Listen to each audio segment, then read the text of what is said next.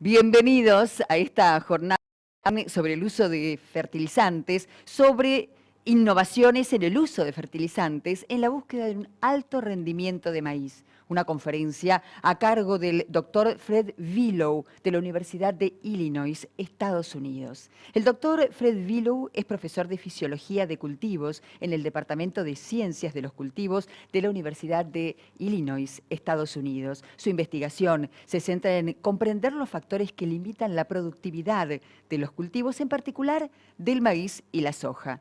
Es autor y coautor de más de 90 papers, numerosos resúmenes, capítulos de libros y actas, y ha capacitado a más de 70 estudiantes de posgrado y postdoctorado. Ha realizado numerosas presentaciones en congresos nacionales e internacionales y en reuniones locales. En Argentina nos ha visitado en 2011 durante el Congreso de APRESID. Ha recibido numerosos premios por su excelencia en la enseñanza y es miembro de la Sociedad Estadounidense de Agronomía.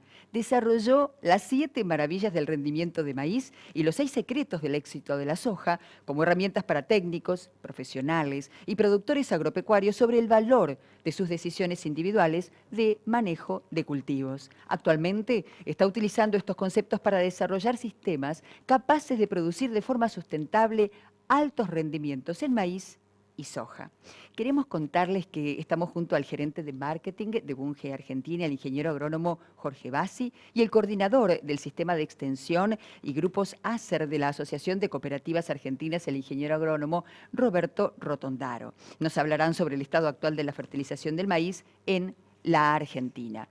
Además, vamos a contar con la participación del ingeniero agrónomo Oscar Pérez, manager de productos premium de The Mosaic Company, quien desde Estados Unidos nos va a hablar sobre las características y beneficios de Microessentials SZ. Pero antes, les pido algo. Acompáñenme a conocer lo que la línea de fertilizantes premium Microessentials tiene para ofrecerles ahora. Introducción a la tecnología Fusion. A medida que los sistemas de cultivo continúan avanzando, nosotros trabajamos para mantener un ritmo creciente en los rendimientos. Sin embargo, manejar la nutrición de los cultivos de la forma en que siempre lo hemos hecho va a detener ese progreso. Para impulsar el avance de la agricultura, necesitamos un enfoque totalmente diferente. The Mosaic Company desarrolló la tecnología Fusion, basado en la creencia de que hay una mejor y más inteligente manera de hacer la nutrición de los cultivos. A través de este proceso patentado, Microessentials combina una proporción cuidadosamente equilibrada de nutrientes esenciales en cada gránulo, entregando distribución uniforme de nutrientes en todo el campo, disponibilidad de azufre durante toda la temporada y mejorando la absorción de nutrientes en cada planta. Con más de una década de ensayos de campo, hemos comprobado que cuando el ingenio, el compromiso y la persistencia se unen, podemos acelerar el progreso en la nutrición de los cultivos, porque juntos podemos hacer más.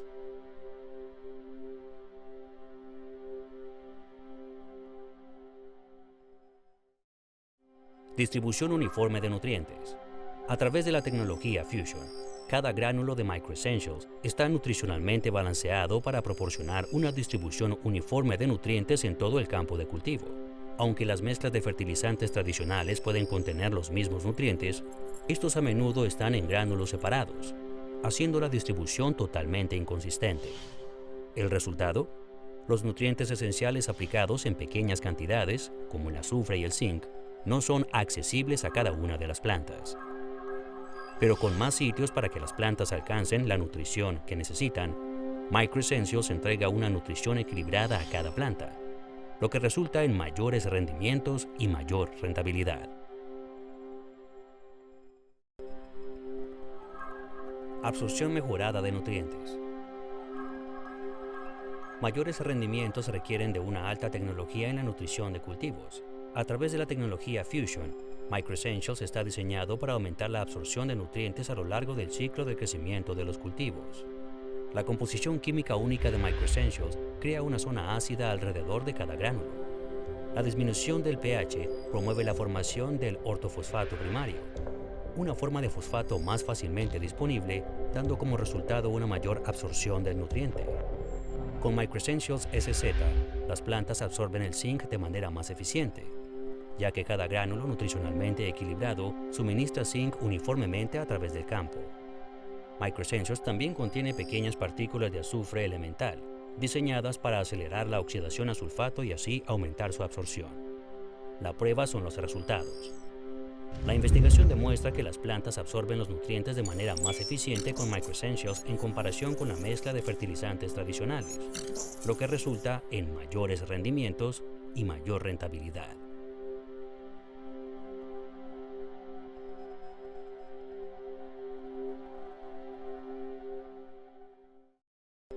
Azufre para toda la temporada.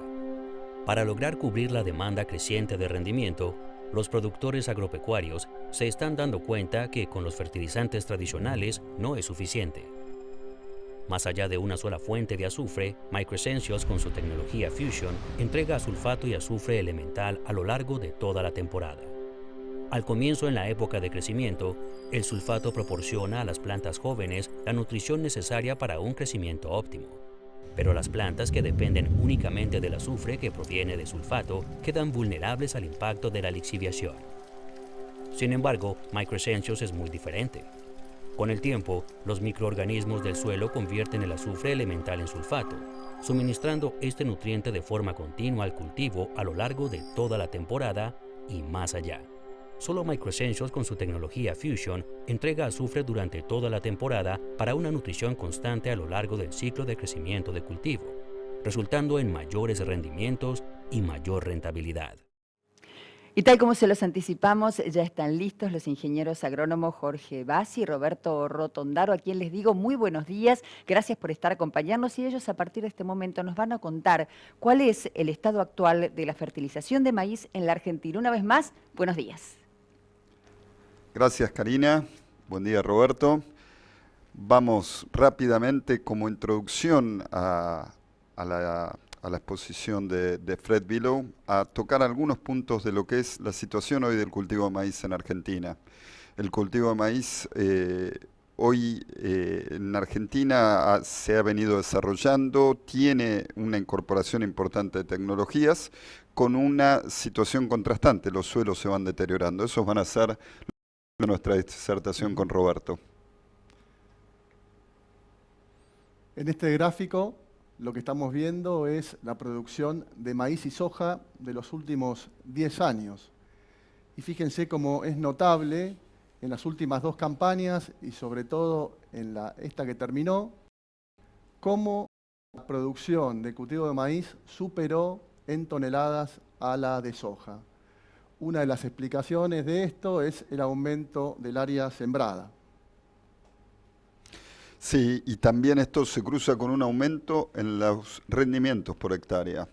Entre estas dos variables, lo que por primera vez tenemos producciones totales de maíz superiores a las de soja. Acá tomamos de la bolsa de cereales los datos de la zona núcleo norte, que es la de mayor rendimiento en Argentina, y podemos ver cómo los rendimientos han venido aumentando a lo largo de los últimos 20 años, en una recta de 122 kilos por hectárea año promedio, ¿no? Ahí hay mejora genética, pero hay mucha mejora de manejo agronómico, donde los fertilizantes juegan su rol. Exactamente, Jorge. Dentro de lo que es el manejo agronómico, el rol de la nutrición en el cultivo de maíz es fundamental. Y en esta gráfica le mostramos cómo ha sido el uso del fertilizante en el cultivo de maíz los últimos 6-7 años y vemos claramente cómo ha habido un incremento en la dosis de uso. Estos son kilos totales de fertilizante por hectárea, es decir, teniendo en cuenta el arrancador más el fertilizante nitrogenado. Estamos llegando en promedio a una dosis que está en los 260 kilos por hectárea. Sin embargo, esta mejora está lejos de lo que los ensayos demuestran que podríamos estar, ¿no? Vamos a tomar como base para ver la brecha de mejora que tiene el maíz en Argentina, la red de fertilizar, que acá ha trabajado el doctor Martín Díaz Orita, creándola con Andrés Grasso de Fertilizar. Y vamos a tomar primero las dos puntas, ¿no? Todos los lotes sin uso de fertilizante en la barra celeste y cuando le ponemos todo un paquete de nitrógeno, fósforo, azufre y zinc en una metodología que es similar a la que trabaja el doctor Billow, en la que hay paquetes de fertilización y no nutrientes por separado. Fíjense que el de más alto rendimiento, ¿sí?, hay un salto de 30% prácticamente de rendimiento entre el de más alto rendimiento y el testigo. Si tomamos eso sobre el testigo es casi del 45%. Entonces, esa mejora potencial que tenemos, y esto está hecho a campo con los híbridos del productor, la densidad de siembra del productor, el manejo de maleza del productor, de ese trabajo que pueden hacer los nutrientes en el campo, el manejo actual, la barra naranja, solo toma la mitad o un poco menos de la mitad de ese crecimiento, ¿sí? Eso implica que si bien las dosis que estábamos viendo promedio han aumentado, todavía queda un camino por recorrer, porque hablábamos de dosis de 260 kilos y la recomendación media, la barra gris, tiene dosis de entre 400 a 450 kilos por hectárea. Es muy importante saber que estamos trabajando bien, hay mejoras, pero que hay una brecha por consolidar. Y hay un detalle, estos ensayos, este es el promedio, pero si bajamos a los ensayos particulares, Roberto, ¿qué encontramos? Encontramos que esta brecha que comentabas vos, Jorge, en este caso estoy tomando la situación actual, digamos, o promedio, zonal, versus la fertilización para alto rendimiento, esa brecha hoy es del 22%, es decir, fertilizar de manera balanceada, agregando también el microelemento zinc, fundamental en el cultivo de maíz, esa brecha es del 22%.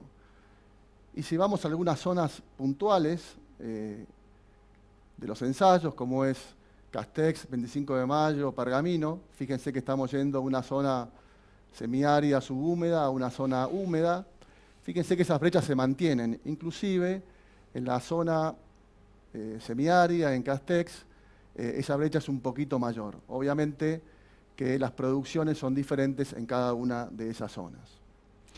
Sí, pero es llamativo como, y te diría contraintuitivo, ¿no? Como la brecha ha sido mayor en algunas zonas que en la zona núcleo, no obviamente en toneladas por hectárea, pero sí en porcentaje, y después también es muy rescatable los rendimientos que se terminan obteniendo, ¿no? 9 toneladas en Castex, casi 11 toneladas en 25 de mayo y 15 toneladas en Pergamino, ¿no? Son objetivos de rendimiento y va a ser bueno hoy compararnos con lo que estás logrando Illinois.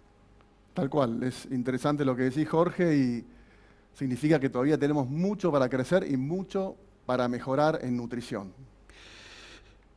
En lo que es ensayos, este es el último ensayo que vamos a mostrar, es un ensayo hecho en Bolívar, en un suelo arenoso, una campaña con buenas precipitaciones, pero un suelo arenoso de bajo nivel de fósforo extractable y bajo nivel de materia orgánica, pero es uno de los pocos ensayos donde este paquete que decimos que tiene nitrógeno, fósforo, azufre y zinc, lo podemos abrir entre los nutrientes, ¿no? Fíjense, sin fósforo hay una respuesta a agregar 50 y 100 kilos de nitrógeno, hay una mejora en el uso de nitrógeno cuando entran el azufre y el zinc, y hay 10.000 kilos de maíz que uno podría decir, bueno, más que satisfactorio de rendimiento, pero cuando pasamos a 16 kilos de fósforo, todas esas eficiencias en el uso de nutrientes se vuelven más atractivas.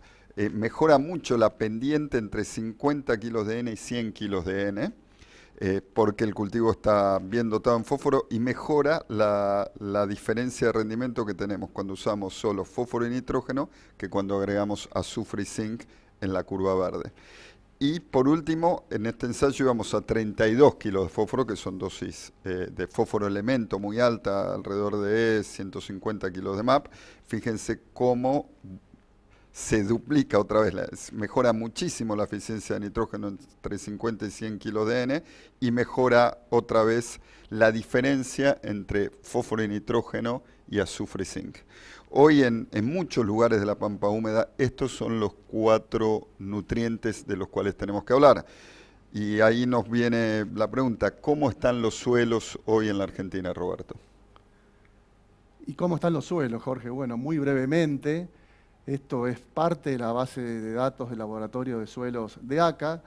Y ustedes pueden ver en el gráfico de la izquierda, esto es el mapa de fósforo, tomando un quinquenio que es el 2000 a 2004. Los colores verdes más oscuros significa más fósforo, el color amarillo anaranjado significa menos fósforo Bray. Fíjense qué pasó con el fósforo, fíjense cómo esta área, si tomamos, como les decía, 2000 a 2004 versus los últimos 3 años, 2015, 2018, fíjense cómo esa área de buen contenido de fósforo disminuyó, y hay otras áreas, como en el sudoeste de Buenos Aires y parte de Santa Fe, Entre Ríos, que aparentemente han ganado fósforo. Esto es el mapa de fósforo de la región pampeana y nos muestra que, en líneas generales, el fósforo es un nutriente que limita la producción y tenemos que agregarlo con el fertilizante. Y otra cuestión también a mencionar es que, por más que estemos en un área que sea verde oscuro o verde claro, hay que hacer diagnóstico y análisis de suelo lote a lote, ¿no? Porque esto es una tendencia general, respaldado en muchas muestras, pero tenemos que saber bien cuál es la situación particular. Y fíjate cómo parece un naranja ahí en el oeste, en Córdoba, que nadie debe estar mirando y haciendo fertilización porque hace unos años tenía fósforo. Exactamente, eso es el norte de Río Cuarto. Claro. Y por último, mostrarles este microelemento que es el zinc, que el doctor Vilu va a hablar y bastante.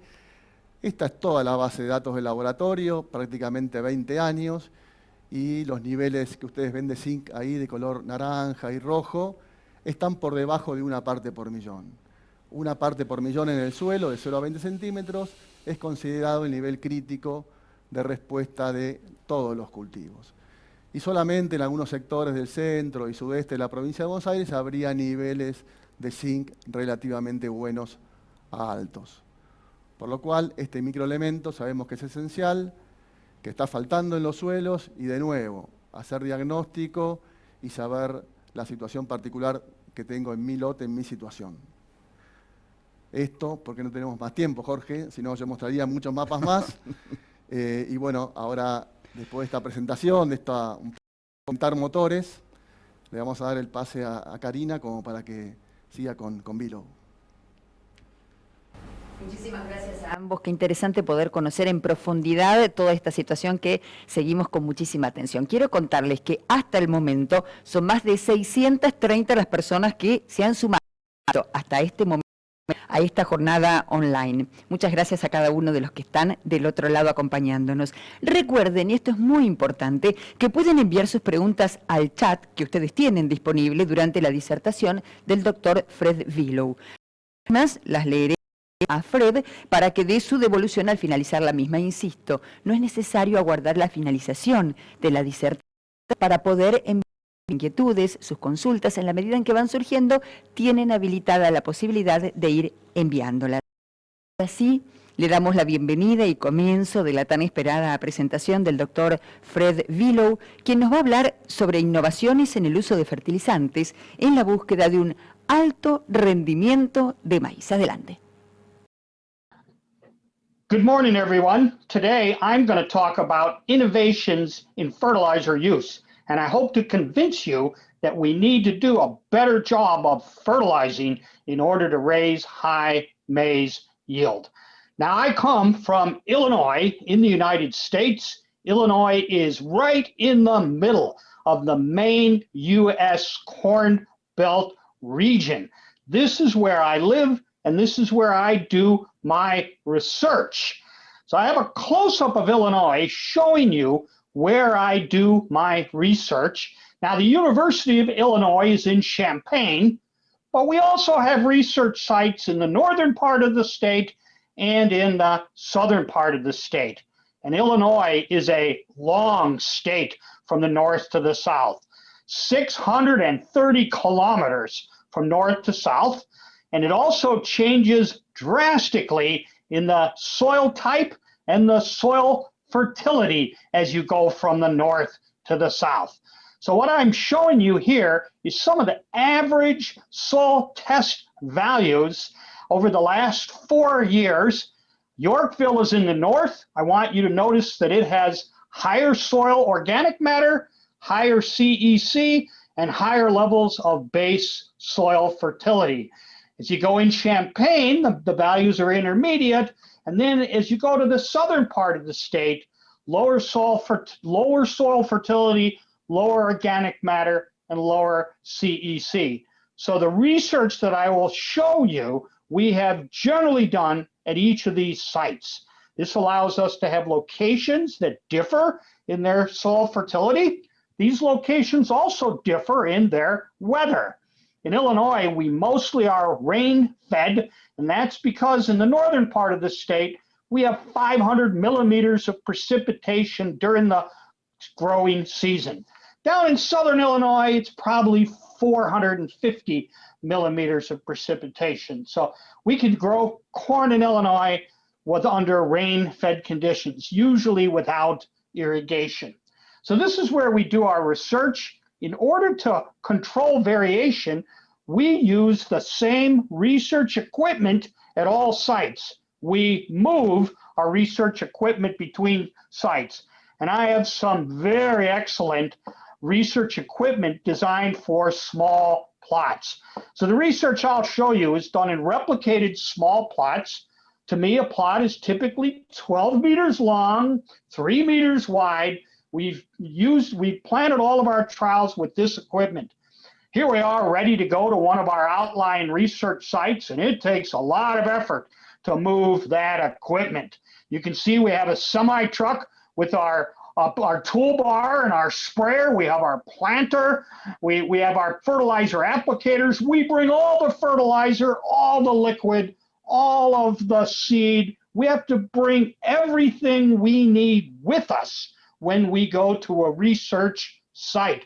We even bring this important piece of equipment because our equipment is powered by diesel fuel, but the students are powered by caffeine. And in Illinois, our caffeine is coffee. I know you would use mate in Argentina, but we bring this important piece of equipment to us. Now, speaking of our students, I have to acknowledge my research team. This is my research team of students that have done the research, 10 graduate students, 5 PhD, and 5 master's students, an excellent team. Of course, I don't have to tell you how unique 2020 was with the pandemic. We were very fortunate to be able to do our research in 2020. We had to wear masks, we had to socially distance, but the good news is this is me, and I'm a person that actually looks better when I wear a mask. I can't tell you how I'd rather be with you in person giving this presentation. I can't tell you how soon I'd like to see this pandemic end. And my thoughts and prayers are with all of you who've been affected by the pandemic, who's lost friends or loved ones. The sooner we can get over this, the better. So I'm going to try and engage you with some questions throughout my research. And my first question is, what management factors have the biggest impact on maize yield each year? This is an open-ended question, and I think a lot of you know the answer to this because this is our 7 wonders of the maize yield world. This is our concept where we rank those management factors that each year can have a positive, sometimes a negative impact on maize yield. We've worked on maize long enough that I can give each of these factors an average ton per hectare value. Of course, I want you to recognize that value is an average. It's an average of a range. Sometimes the range is fairly large, and I've done my research in Illinois in the United States. It might be a little different in Argentina. Now, before I get into the 7 wonders, I want to say that there are some crucial prerequisites, and I don't mean they're not important. They're actually crucial, but they either don't add yield or they don't need to be done every year. I can't tell you how important the soil structure is, and to have well-drained soil that can definitely add yield, but it's not something that you do every year. Weeds and pests, as important as they are not wonders because they take yield away rather than add yield. And you know how we base our soil fertility? We take a soil test. Sometimes we can adjust the pH and make nutrients more available. I'm going to view the soil test as base levels of nutrients. And I'm going to show you that it's not necessarily in today's production the only thing that we have to pay attention to. It gives us an idea of the base, but I think we have to fertilize above that base for high maize yields. So I'll assume that we have these prerequisites met, and then what are the top 7 factors that impact maize yield each year? I don't have time to go into each of one of these. I could speak about each of these for probably an hour, and I am going to highlight 2 of them, but I show them all here to you here just so you get an idea of what are the major management factors that impact maize yield. So I list them here in order of importance and their average value. Now, one thing I want to point out about these 7 factors is they all interact with each other. And as a general rule, the higher you are on the list, the more control is exerted over the wonders below you. Think about weather. Weather affects every one of these management factors. 7 factors, all of which interact with each other. This is what makes maize production so challenging and so interesting. The key to high yield is to attempt to manage those interactions. And these are the things we work on in our research. So I have the 7 factors here. I'll assume that you can optimize each of these factors. If you add up the value of each individual factor, you should be able to grow a little over 16 tons. And in Illinois, a 16-ton yield is fairly routine as long as we have each of these wonders optimized. Now, of course, if one of them is not optimized, I will guarantee you, you will grow less than 16 tons. 16 tons is a reasonable yield, but it isn't 20 tons. It isn't 30 tons. So how do we use this concept to grow more than 16 tons? Well, the first thing we have to do is we have to optimize each of these 7 wonders and their positive interactions. Remember, I told you that each of these things interact with each other, and the key is to have them work together in a positive manner. Now, I want to talk a little bit about one of the wonders specifically, and the question is, of these wonders, which one of these factors can you use multiple applications of and get multiple increases in yield? In other words, which one could you do more than once? And there's only one of the wonders that you can use multiple applications of, and that is the biologicals. Biologicals. This is sort of the next new thing in production agriculture. And what do I mean by biologicals? When I say biologicals, I'm going to put them into 3 groups. They could be the plant growth regulators. I hope you can tell from the name what plant growth regulators do. They regulate plant growth. These are things like auxins, gibberellins, cytokinins. Sometimes these products can be used to have a direct impact on plant growth.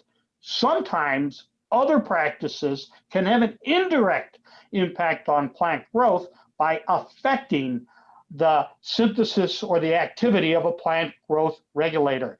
And one example of an indirect plant growth regulator effect is the leaf greening, the leaf health that often comes from a strobilurine-based foliar fungicide, even in the absence of visual leaf disease.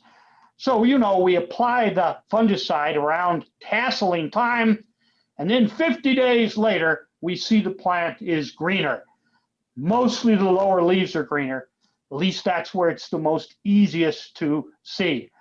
And of course, this can have a big impact on how well the crop stands and how fast you can harvest the crop. Also, since the leaves are what intercepts light and carry out photosynthesis, by keeping them active longer, we can get heavier kernels, and an increase in yield, even when there isn't visual leaf disease. There's a lot of debate on what causes this, but I'm going to tell you that one of the things that strobilurine fungicides do is they act as anti-ethylene agents. Ethylene is a senescence hormone in the plant, and strobilurine fungicides then act to decrease ethylene, and they have a ethylene-induced change in the senescence trajectory of the leaf. And this is a plant growth regulator effect that can give us an increase in yield, even if we don't see visual leaf disease. By the way, the fungicides work even better if you have leaf disease, but I'm going to put that in the indirect plant growth regulator category.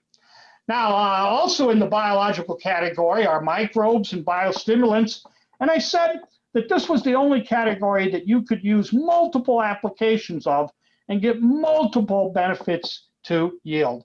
So let's talk a little bit about how biologicals can be used. First of all, they can be put on the seed. In fact, some seed already comes with a biological seed treatment. They can also be put in furrow, particularly if you're using a liquid starter fertilizer. They can be applied foliarly. Often they're applied with a post-emergence herbicide during vegetative growth.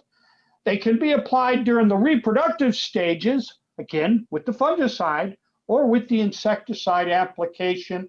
And a new way that we're going to see biologicals used in the future is on dry fertilizers.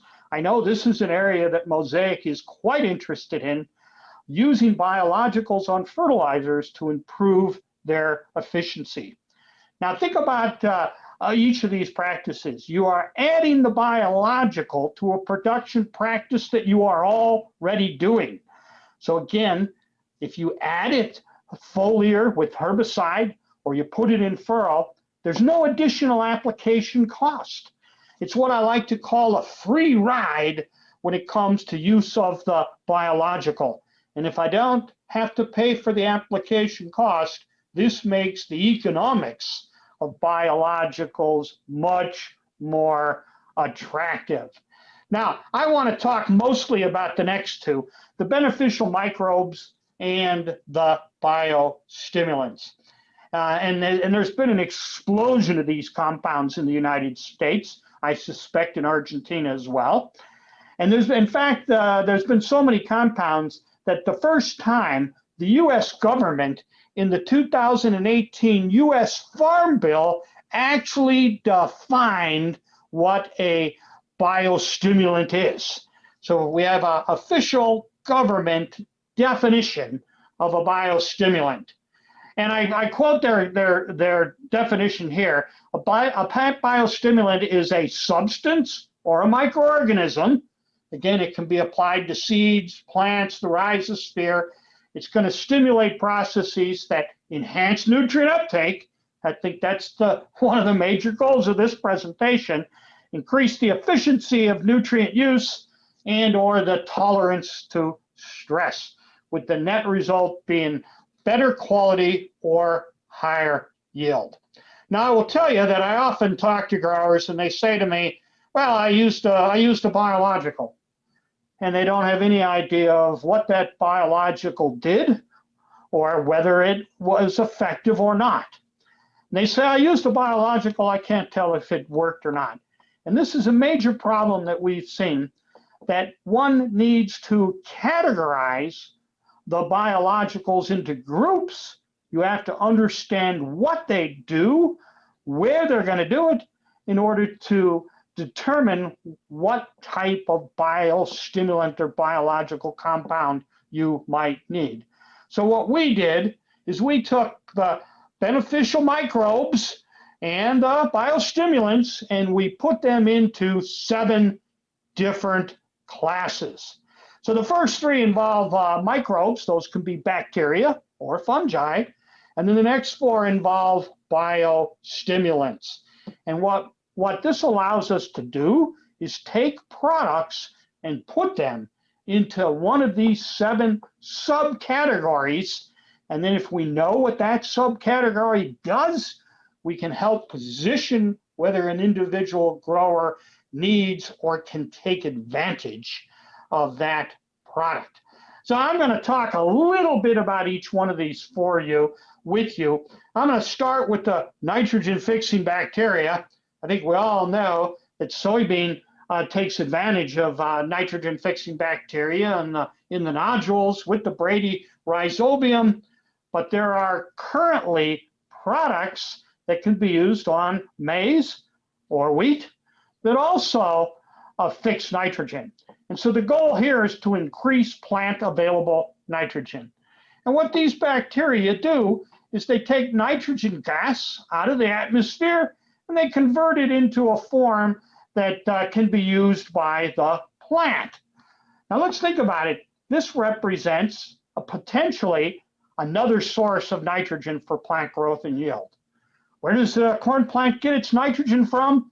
It gets it from fertilizer and the soil, and now there could potentially be another source from the air. And I know in the US, there's a few relatively new products that fit into this category, nitrogen fixing bacteria. There's a product called Proven N. What this is it's an edited Klebsiella bacteria that colonizes the root and continues to fix nitrogen right in the root zone. There's another bacteria, one developed from as an endophyte from sugarcane, that actually colonizes inside the plant within the leaves and the roots, and also fixes nitrogen that it slowly releases to the plant. I like to think of these as sort of the first generation of products. We've evaluated these products. We have seen that under some cases, these products can provide somewhere between 30 and 40 kilograms of nitrogen to the crop. And I know this is an area that Mosaic has an active partnership in to try and develop even better nitrogen fixing bacteria that are going to help supplement the crop's supply of nitrogen. Now, another microbe that is potentially used is what I'll call phosphorus solubilizing bacteria. And the goal here is to increase the availability of mineral phosphorus. This is phosphorus that is already in the soil. So I think you know that soil has a lot of phosphorus, which is bound. It's bound with other cations like aluminum or calcium, and when it's in bound form, it's not available. So when you add a phosphorus solubilizing bacteria, these bacteria make weak acids. These weak acids then solubilize the phosphorus away from the calcium and the aluminum, and now they make it available for plant growth. So not only can phosphorus solubilizing bacteria help improve the availability of phosphorus already in the soil, but in many cases, if they're paired with a phosphate containing fertilizer, they keep that phosphorus available to the plant. Now, the last one I'll talk about in the microbial category, and this is a fungi, and that is mycorrhizal fungi. Mycorrhizal fungi have been around for a long time, and what they do is they act as an extension of the crop's root system. So again, here we put a mycorrhizal fungi in furrow. You can see from the soil core there that these fungal mycelia, and these fungal mycelia then greatly extend the surface area of the soil that can be exploited by the plant. They're particularly important in the uptake of immobile nutrients like phosphate and like many of the micronutrients, and they also help the plant to acquire water. So 3 categories involving the living microbes that might act as different potential biostimulants. Now the next 4 categories are somewhat unique. One of them, the newest one, is what I'll call enzymes, and these are different purified phosphatase enzymes, and their goal is to increase the availability of organic phosphorus. Of course, the phosphorus solubilizing bacteria increase the availability of inorganic phosphorus. And these phosphatase enzymes are designed to act on phosphorus that is part of soil organic matter. And I have a little graphic to sort of demonstrate how they work. I mean, here we can see organic matter that contains phosphorus. We add the phosphatase enzyme. It binds on the organic matter and releases the phosphorus from that organic matter so that it is now available for plant growth. These enzymes might be important in soils that have been amended with manures. So manure amended soils has a lot of organic phosphorus, but sometimes it's just simply not released fast enough. So purified enzymes are another way to help make phosphorus available. Another one of the biostimulant categories, and this one's been around for a long time, and that's the humic or fulvic acids. I like to think of humic and fulvic acids as sort of the active ingredient of soil organic matter. If you take soil organic matter and you still it down to its most active compounds, they're humic and fulvic acids. And I have the structure of some of these compounds here. I want you to notice that they have a lot of carboxyl groups. So they're highly negative charged, multi-polyionic carboxyl groups, and they act as natural chelates. So these compounds chelate cations. They can chelate cations. They play a big role in the chelation of iron and zinc. And by chelating those cations, it helps them prevents them from binding with phosphorus. So they could make both phosphorus and important cations like zinc more available. Now, not only that, if you look at these compounds, they have a pretty high carbon content. And when applied in the soil in the root zone, they stimulate soil microbial activity. They're like a food source for the microbes. And if you can stimulate those microbes in the root zone, that can improve root growth and nutrient uptake. So the humic and fulvic acids have a dual role, both as chelators and as carbon sources for microbes. Now, all of these first ones that I talked about, they primarily have to be applied in the rooting zone or to the soil.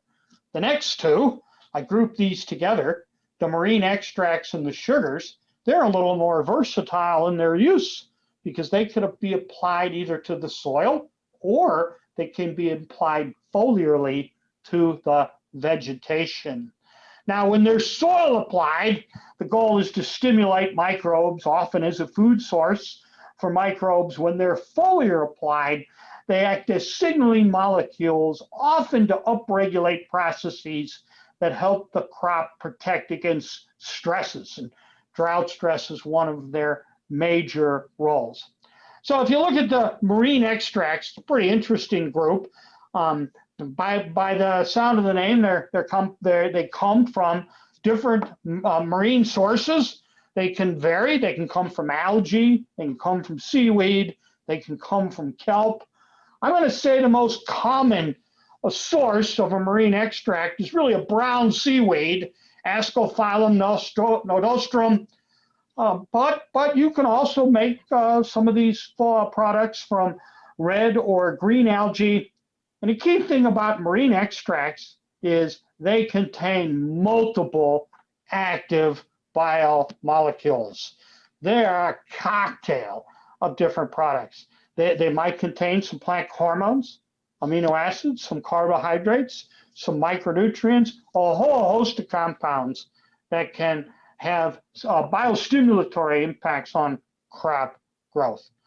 Now, one thing that's common in many of these products is to put a little bit of fertilizers or nutrients in them. So here's a common marine bioextract, and I want you to notice it, again, it's from this brown seaweed, but it also has a little bit of soluble potassium in there.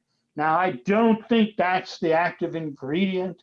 I think the major active ingredient comes from the brown seaweed and its biostimulatory capabilities, but in many cases, a little bit of a mineral nutrition is added to these biostimulants, and I think that helps to call them fertilizers, where they're really acting as biostimulants.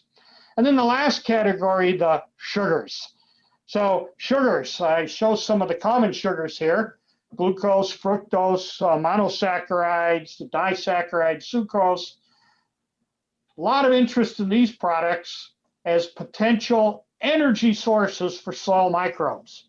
When you put a sugar in the seed furrow, it's like giving that soil microbe an espresso shot or a dose of mate. In other words, it stimulates the microbial activity around the root zone and helps that plant then to get off to a quicker start. Now, that's when they're applied to the soil. When they're applied foliarly, they often act as signaling molecules to help in the transport of carbohydrates, or again, to help the crop tolerate stresses. So I've given you a little lesson about the categories of biologicals. I put them into 7 groups. Hopefully I've educated you that these things do different things. They're applied in different ways. And you really do need to know what they do and how they work if you're going to make a decision to use one of these products. So I'll tell you my perspective on biologicals. I'm skeptical, but I have an open mind, and I'm willing to try them and learn from it. All growers that I know that grow high maize yields, they do so partly by trial and error. They're willing to try, observe. So I'm skeptical, but I have an open mind and I'm willing to try them. But I clearly want to know what they do and how they work. Now, I know a lot of these products are going to be marketed as a replacement for fertilizers. They are not. I'm going to stress that biological products are not a replacement for good crop management. Where I see them as most effective is the progressive grower in getting us to the next yield level. So they're clearly not a replacement for good crop management. All right, well, I told you to get high maize yields, you need to optimize each of the 7 wonders, their positive interactions. I showed the value of biologicals. I said that they might have multiple applications. I mean, you could put one on the seed, you could put one on vegetatively, maybe get multiple effects. The other question I have for you, and again, this is about each of the 7 wonders, and I want to ask the question of these 7 factors, which one of these has changed the most in the United States over the last 50 years? So over the last 55 years, which one of these has changed the most? Now, of course, I know hybrids and varieties have changed a lot of improvement in the potential. But I'm going to tell you the factor that's changed the most in the U.S. over the last 55 years is the plant population, the number of plants planted. So when I say plant population, I'm referring to how many plants per hectare. Plant population, plant density, seeding rate, plant stand, they all mean plants per unit area. And this is the factor that's changed the most in the U.S. over the last 50 years. I'm going to show you the average yield of maize in the U.S. over the last 55 years, and then I'll superimpose over that the average planting population during that same time period. So what I'm showing you here is the average yield of maize in the U.S. In tons per hectare. That's the orange triangles. I want you to see that the average yield of maize in the U.S., it goes up and down depending on that year's weather. These are few bad weather years, but on average, the yield of maize in the U.S. goes up about a ton every 7 or 8 years. Now, associated with that increase in yield has been a linear increase in the number of plants planted. That's the blue line. Notice the blue line does not go up and down like yield, because you actually have to plant the plants before you know what the weather's going to do to impact the yield. But what I want you to notice, I want to go back to 1965. In 1965, the average yield of maize in the U.S. was a little over 4 tons, planting less than 50,000 plants per hectare. And now 55 years later, the average yield's more than doubled. And the average planting population in the US this last year was just under 79,000 plants per hectare. And it's going to go up. Despite the fact that seed's expensive, plant population has to increase in order to grow high yield. And one of the reasons the plant population is so important for high maize yield is that it is a component of maize yield. You can make maize yield into a math equation by multiplying the 3 yield components together. So the yield of maize is a product function of how many plants you have per hectare, how many kernels you have on each plant, and the weight of each individual kernel. And an increase or decrease in any one of these components can be responsible for an increase or decrease in yield. And these components act at different times in the growth and the life of the plant. Plants per hectare, that's determined at planting and emergence.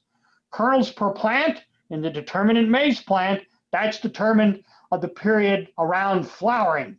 And weight per kernel is determined during seed filling. Now, the goal is to increase yield. And in order to increase yield, you have to increase at least one or more of these yield components.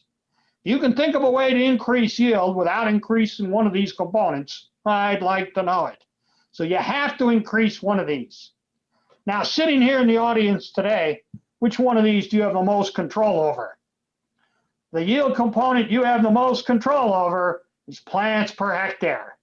I mean, you actually have to purchase and plant the seed, but plants per hectare, the plant population, that's the yield component that the grower has the most control over, and that is the reason that plant populations continue to increase.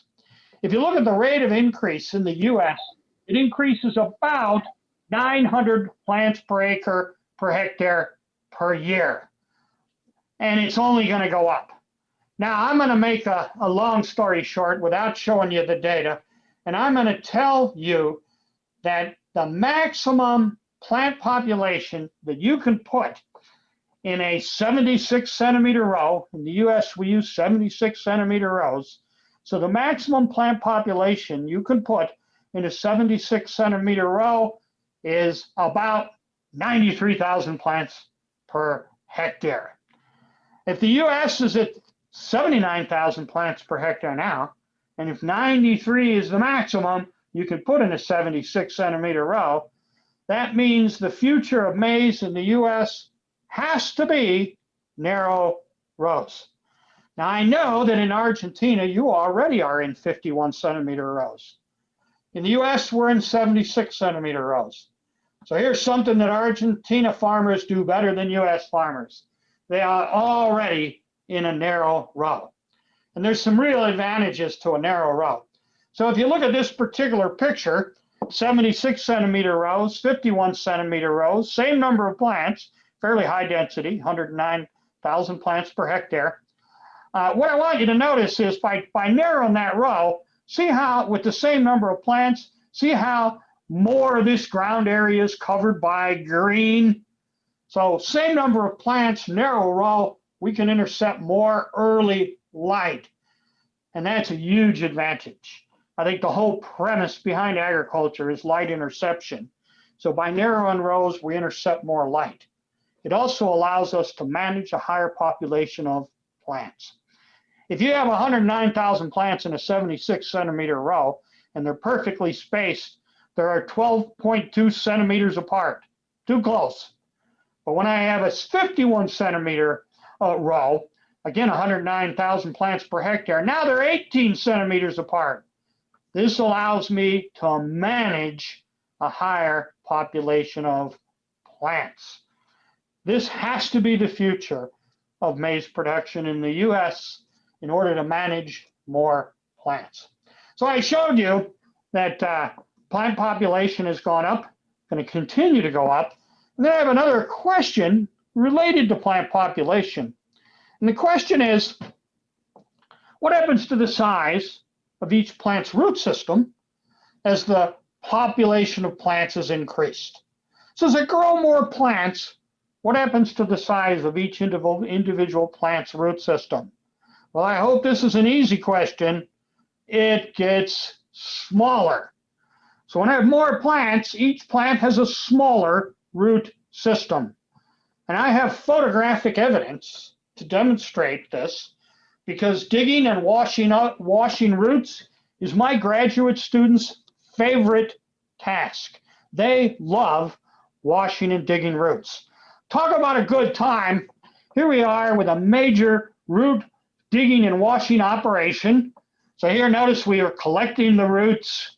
We're soaking them, and then we're pressure washing the roots. We're storing them here. We're going to scan them and photograph them later. There's nothing that my graduate students would rather do than dig and wash roots. This is their favorite task. I mean, just look at the picture and how much fun each of these graduate students are having washing off those roots. And so I have photographic evidence that as I increase the population of plants, each plant has a distinctly smaller root system. So again, as I go from 74,000 plants per hectare to 103,000 plants per hectare, look at what happens to the size of each plant's root system.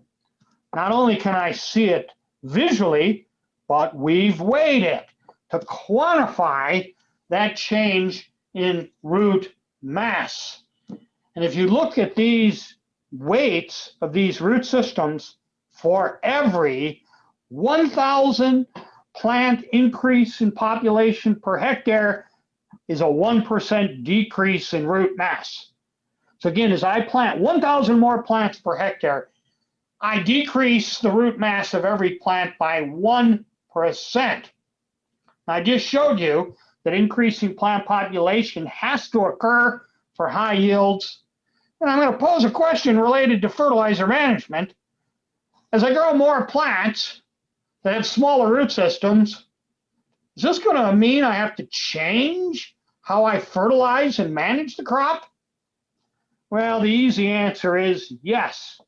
When I have more plants with smaller root systems, I'm going to have to do a better job of fertilizing that crop. Now, I'm not sure about Argentina, but I know about the US. I know in the US, we rely heavily on the soil test. The soil test tells us what we need to add. The yield tells us what we need to replace. And I have a question for you related to soil test values. So when were soil test values calibrated to maize yields in the US? What year was that done? The soil test values were calibrated to maize yields in the US in the 1960s and the early 1970s. Again, 50 plus years ago. And we're still using the same soil test values today. Now, anything different between how we grow the crop now than how we grew the crop in the 60s and 70s? Well, one big difference is we're growing more plants. See right here where I have this red circle? That was when soil test values was calibrated to maize yield. Lower yields, fewer plants. Those fewer plants had bigger root systems. Now we're growing more plants with higher yields that have smaller root systems. I'm pretty sure this means we're going to have to do a better job of fertilizing to ensure adequate plant nutrition. How are we going to do that? This is another question. How are we going to ensure when we plant more plants with a smaller root system that there's adequate plant nutrition for high maize yield? Well, it all comes down to the 4 R's. Putting the fertilizer in the right rate, at the right time, the right source, and the right place. Now, I want to talk a little bit about the source and the time. I want to ask you, are all mineral nutrients absorbed by the plant in the same amounts at the same time? Are they used in the same way? I mean, are all nutrients used exactly the same? Now, the easy answer to this would be no. mineral nutrients are absorbed, different rates, different times. They have different functions in the plant. So I want to cover this with you a little bit, and I want to show you my 6 favorite nutrient elements. And what I've done with these 6 elements is I'm showing you how much of each of these 6 elements is required to produce 14.4 ton maize. So what I'm showing you here for each of these nutrients, how much of each of these elements a 14.4 ton crop has to absorb over the course of the growing season. And that has to come from fertilizer or the soil. I also show you here for each of these nutrients, how much of each of these nutrients is removed when you harvest a 14.4 ton crop. In other words, this is how much of each of these you are physically taking off your field. This is sort of analogous to removal. And then I also show you what's known as the harvest index. And the harvest index is of the amount that the crop takes up, what percentage is removed with the grain. So harvest index is the percentage of the total uptake that is removed with the grain. And the important part I want you to see is that the harvest index is different for different mineral nutrients. Now, if I have a table like this, there are 3 important criteria that I use to determine the importance of a mineral nutrient for high maize yield. So my number 3 criteria is that the nutrient element has an interesting seasonal pattern of uptake and partitioning over the course of the season. And that would be very true of the micronutrient boron. Boron has a very interesting pattern of uptake and partitioning over the course of the season. So what I'm going to do, I'm going to show you this for a number of nutrients. And so what I'm showing you here, this is for boron. I'm showing you the uptake and partitioning of boron for 14.4 ton maize. So what I have here is boron uptake, grams per hectare. It's grams because it's a micronutrient, as a function of time. And I've expressed time on thermal time, cumulative growing degree days. I've also expressed time as a function of growth stage, V for vegetative, R for reproductive. And by partitioning, I mean, where is that boron within the plant? Is it in the leaf, the stalk, the cobs, husk, tassel, or the grain? Now, I said that boron had an interesting seasonal pattern of uptake. So I can track the seasonal pattern of uptake here. That's over the course of the season. And there's an interesting component here. And that interesting component occurs right here at flowering, at VTR1. What I want you to notice at VTR1 is the plant actually loses boron. So notice that there's a temporary loss of boron from the leaves and the stem. And the reason that occurs is that boron is being lost in the pollen. Boron is very important for viable pollen and for silk growth. And at flowering, there's a loss of vegetative boron in pollen and silks at flowering. And by the way, if the crop is under stress, oh, this can be even more important. So that's an interesting seasonal pattern of uptake. Another important criteria for a mineral nutrient is that the crop needs a lot of it, and it needs to accumulate a lot of it in a short amount of time. And that would be true of the nutrients nitrogen and potassium. I know potassium is not a major macronutrient in Argentina. It is in the US. So I'll use nitrogen as my example. You'll notice that the plant needs to accumulate a lot of nitrogen. See how this is the biggest number of all. And I'm going to show you, using the uptake and partitioning pattern, that it has to accumulate it in a short amount of time. So again, I'm showing you the uptake, kilograms per hectare nitrogen, as a function of time, and where it is in the plant, and where is the period of most rapid uptake. When is the slope of this line the greatest? Well, it's greatest right there between V10 and R1. So between V10 and R1 is usually 21 days, late vegetative growth right before pollination. During that time, a 14.4 ton maize crop has to accumulate more than 8 kilograms of nitrogen every day for 21 straight days. That's a lot of nitrogen in a short amount of time. And that's because at this time, the plant is developing the leaves and the stem. Leaves are going to play a very key role in photosynthesis. This is not the time to be short of nitrogen because we're making the light interception and the photosynthetic capacity of the plant. Now, my number one criteria, and this one is by far the most important, is that the nutrient has a high harvest index value. Remember, I said harvest index is the percentage of the total plant nutrient uptake that's removed with the grain. So harvest index is the grain nutrient divided by the total plant nutrient. And my thinking is, I want a lot of grain. And therefore, those nutrients where most of what the plant takes up are removed with the grain must be the most important ones for high grain yield.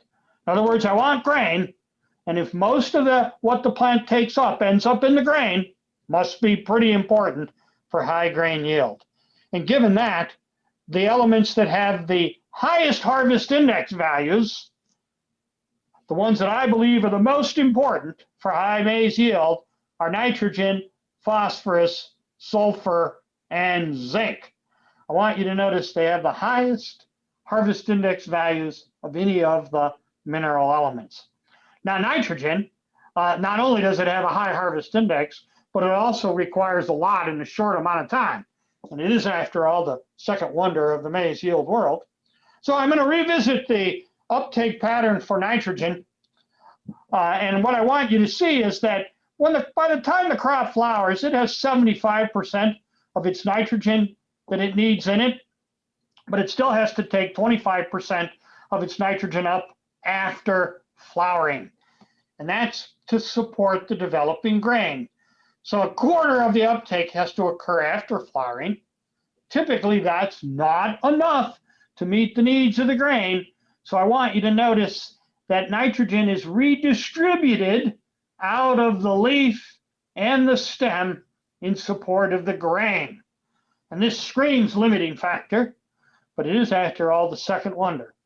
So high harvest index, redistribution of nitrogen out of the leaves and stalk. Now, it's a little bit different for sulfur. I will tell you that sulfur plays the same physiological role in the plant, but it doesn't have the same uptake pattern. So I show the uptake pattern for sulfur.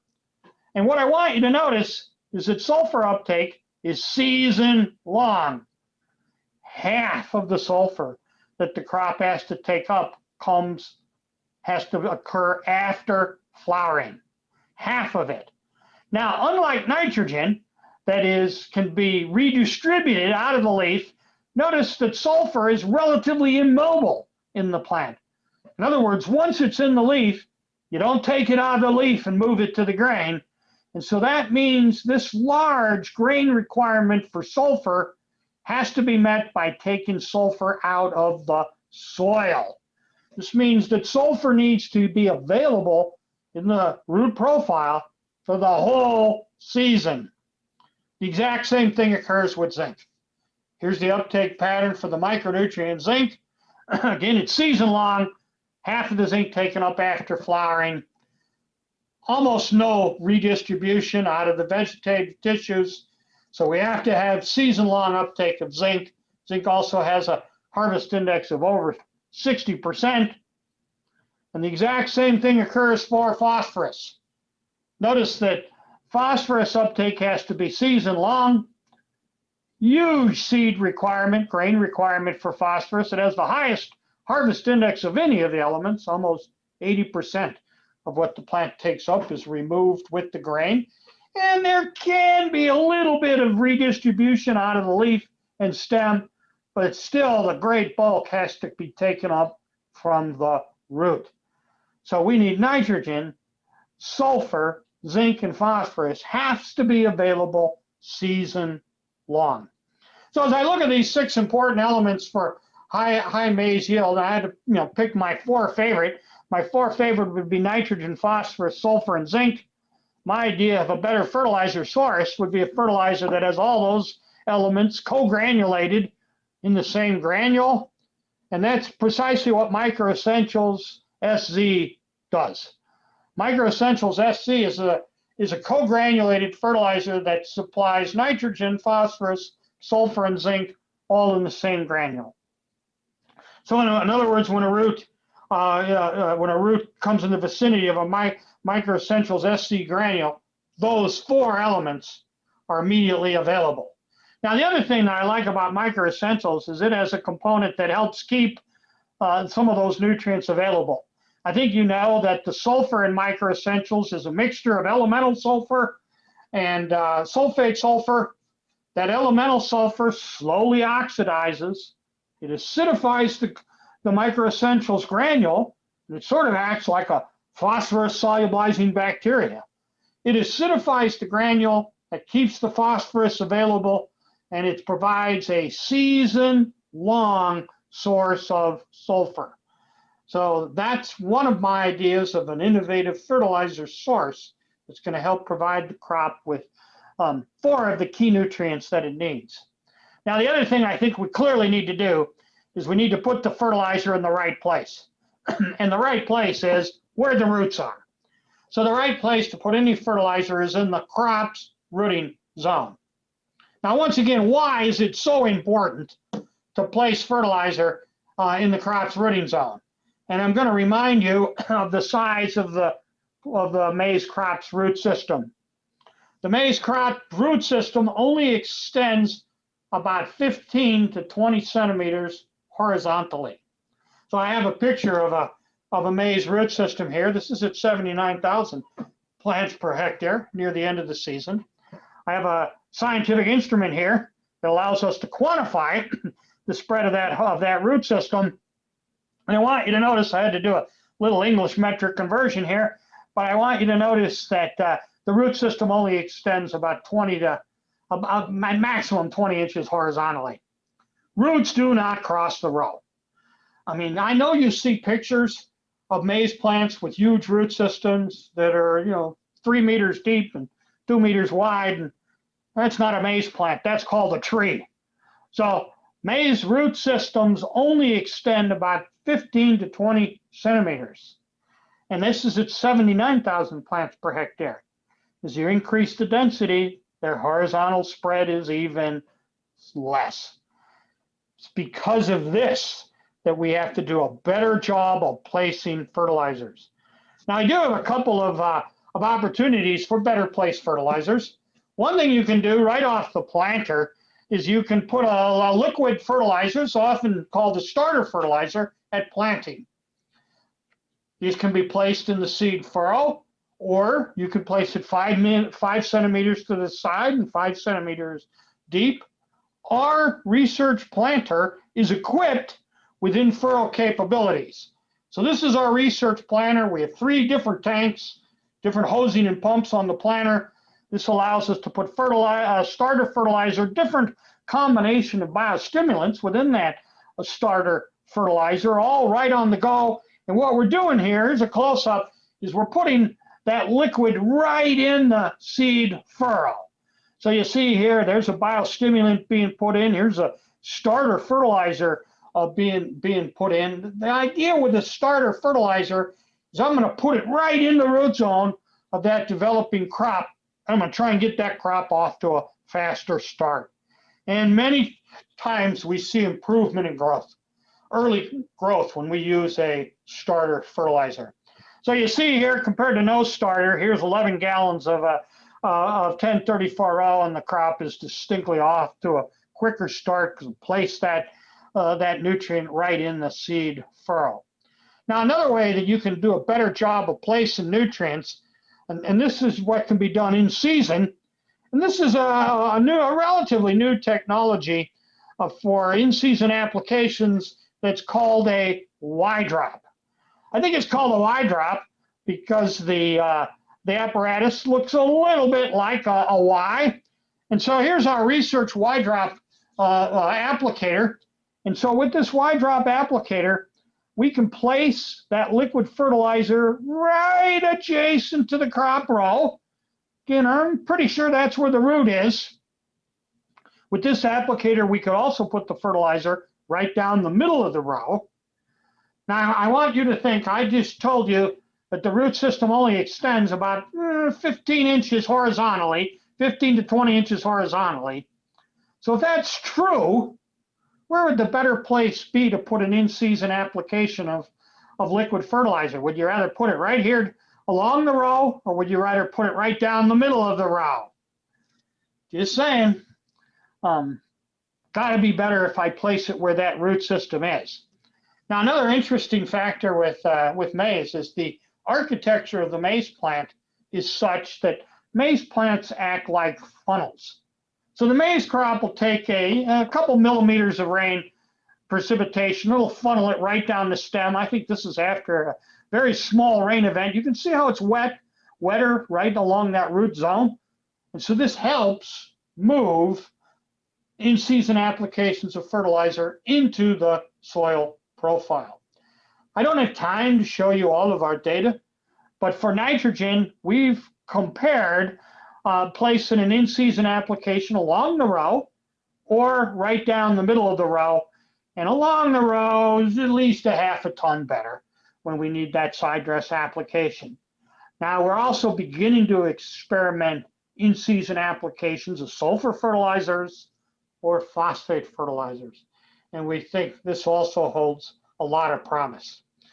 Finally, the last method that we use to get better placement of fertilizers is to band the fertilizer right under the future crop row. We have a research toolbar that allows us to place that fertilizer 10 to 15 centimeters deep right under the future crop row. So our equipment has a RTK. We know exactly where that fertilizer was. We banded that fertilizer. We come back. We planted right over that band, and we see an enormous improvement in the emergence and early growth of the crop. All right, this particular picture is taken in 2009. This is the first time we saw it. I couldn't believe it because this is a soil test that had a soil phosphate value of 45 parts per million. So the soil test says plenty of phosphate, plenty of sulfur, plenty of zinc. But when we banded that Micro Essentials SZ right under the crop row, we saw an enormous improvement in the early growth. And I've seen this 100 times, almost every single time, regardless of the soil test. Now, if I look at this row here that doesn't have the banded fertilizer, I see what is one of the biggest problems that I think limits crop productivity, and that's what I call a plant left behind. See this plant right here? This is broadcast fertilizer based on soil tests, only 79,000 plants per hectare. This plant emerged 2 days after its neighbors, and it's behind. Now, a lot of things cause that. That could be the seed, it could be the depth of the seed, it could be the speed of the planting. So a lot of things can cause that plant to be left behind, cold soil temperatures. But one thing I do know is this plant will never catch up to its neighbors. And if it turns off dry, this plant is like a weed. And I will guarantee you that this plant has a smaller ear. But when we band that fertilizer, in this case, 280 kilograms of Micro Essentials SC, right under the crop row, even with more plants, 109,000 plants per hectare, not only do we have less plants left behind, but the plants grow faster. So this is the same hybrid, planted the same day, the picture taken the same day.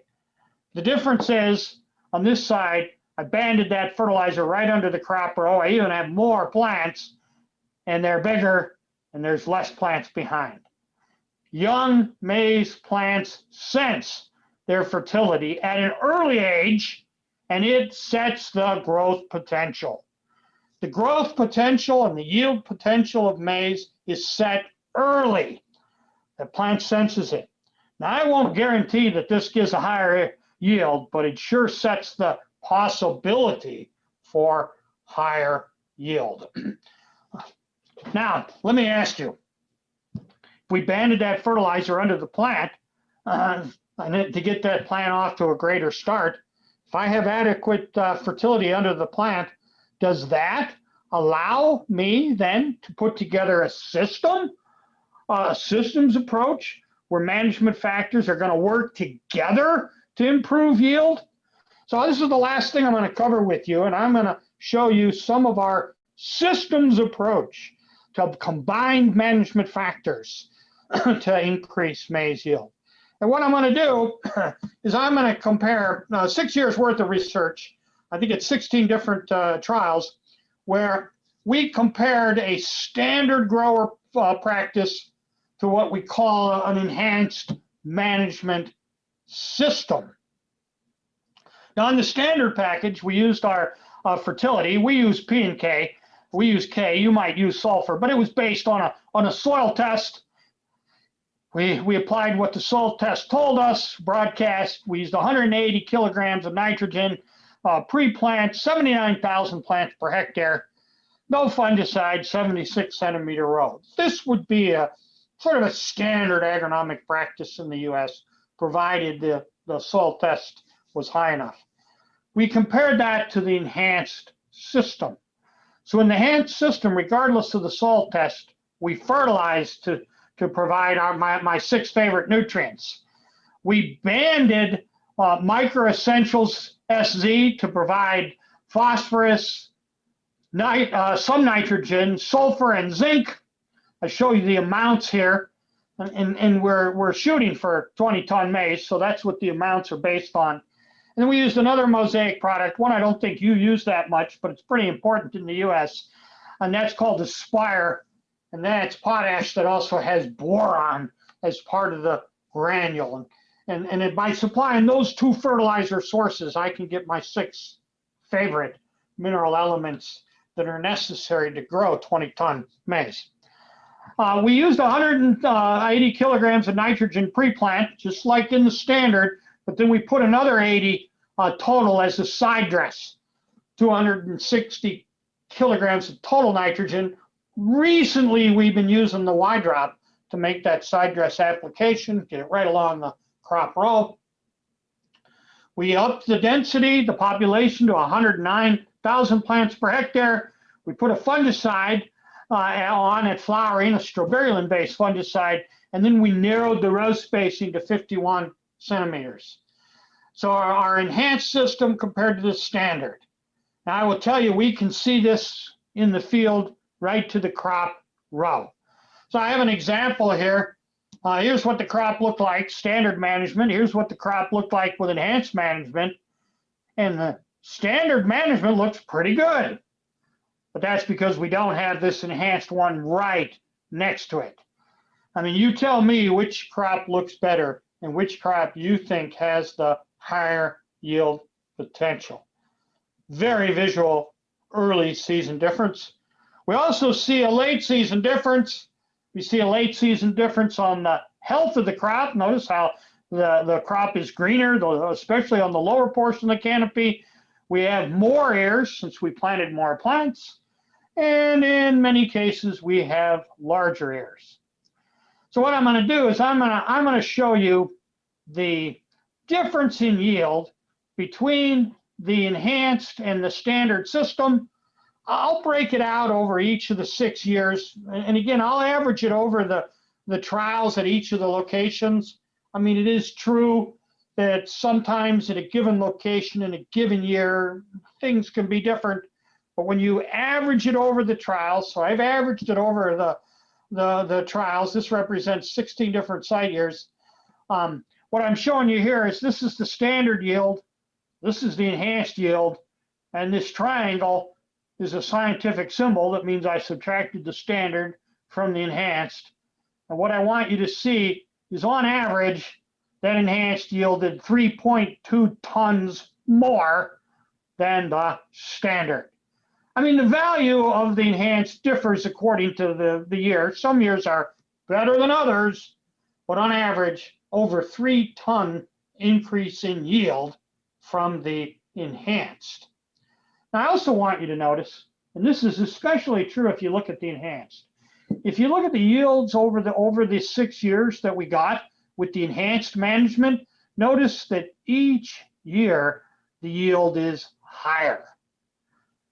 And this is because each year we're using the next best hybrid. The genetic potential of the hybrids changes so fast. Each year, as we take the next best hybrid and we manage it, see how the yield potential continues to go up as long as we manage it. Now, here's a key question. I have 5 factors worth 3.2 tons. Is each of these factors worth 0.6 ton, or are some of the factors worth more than the other? I have 5 factors. I like to think of this as my basketball team of management. Which factor is the most valuable player?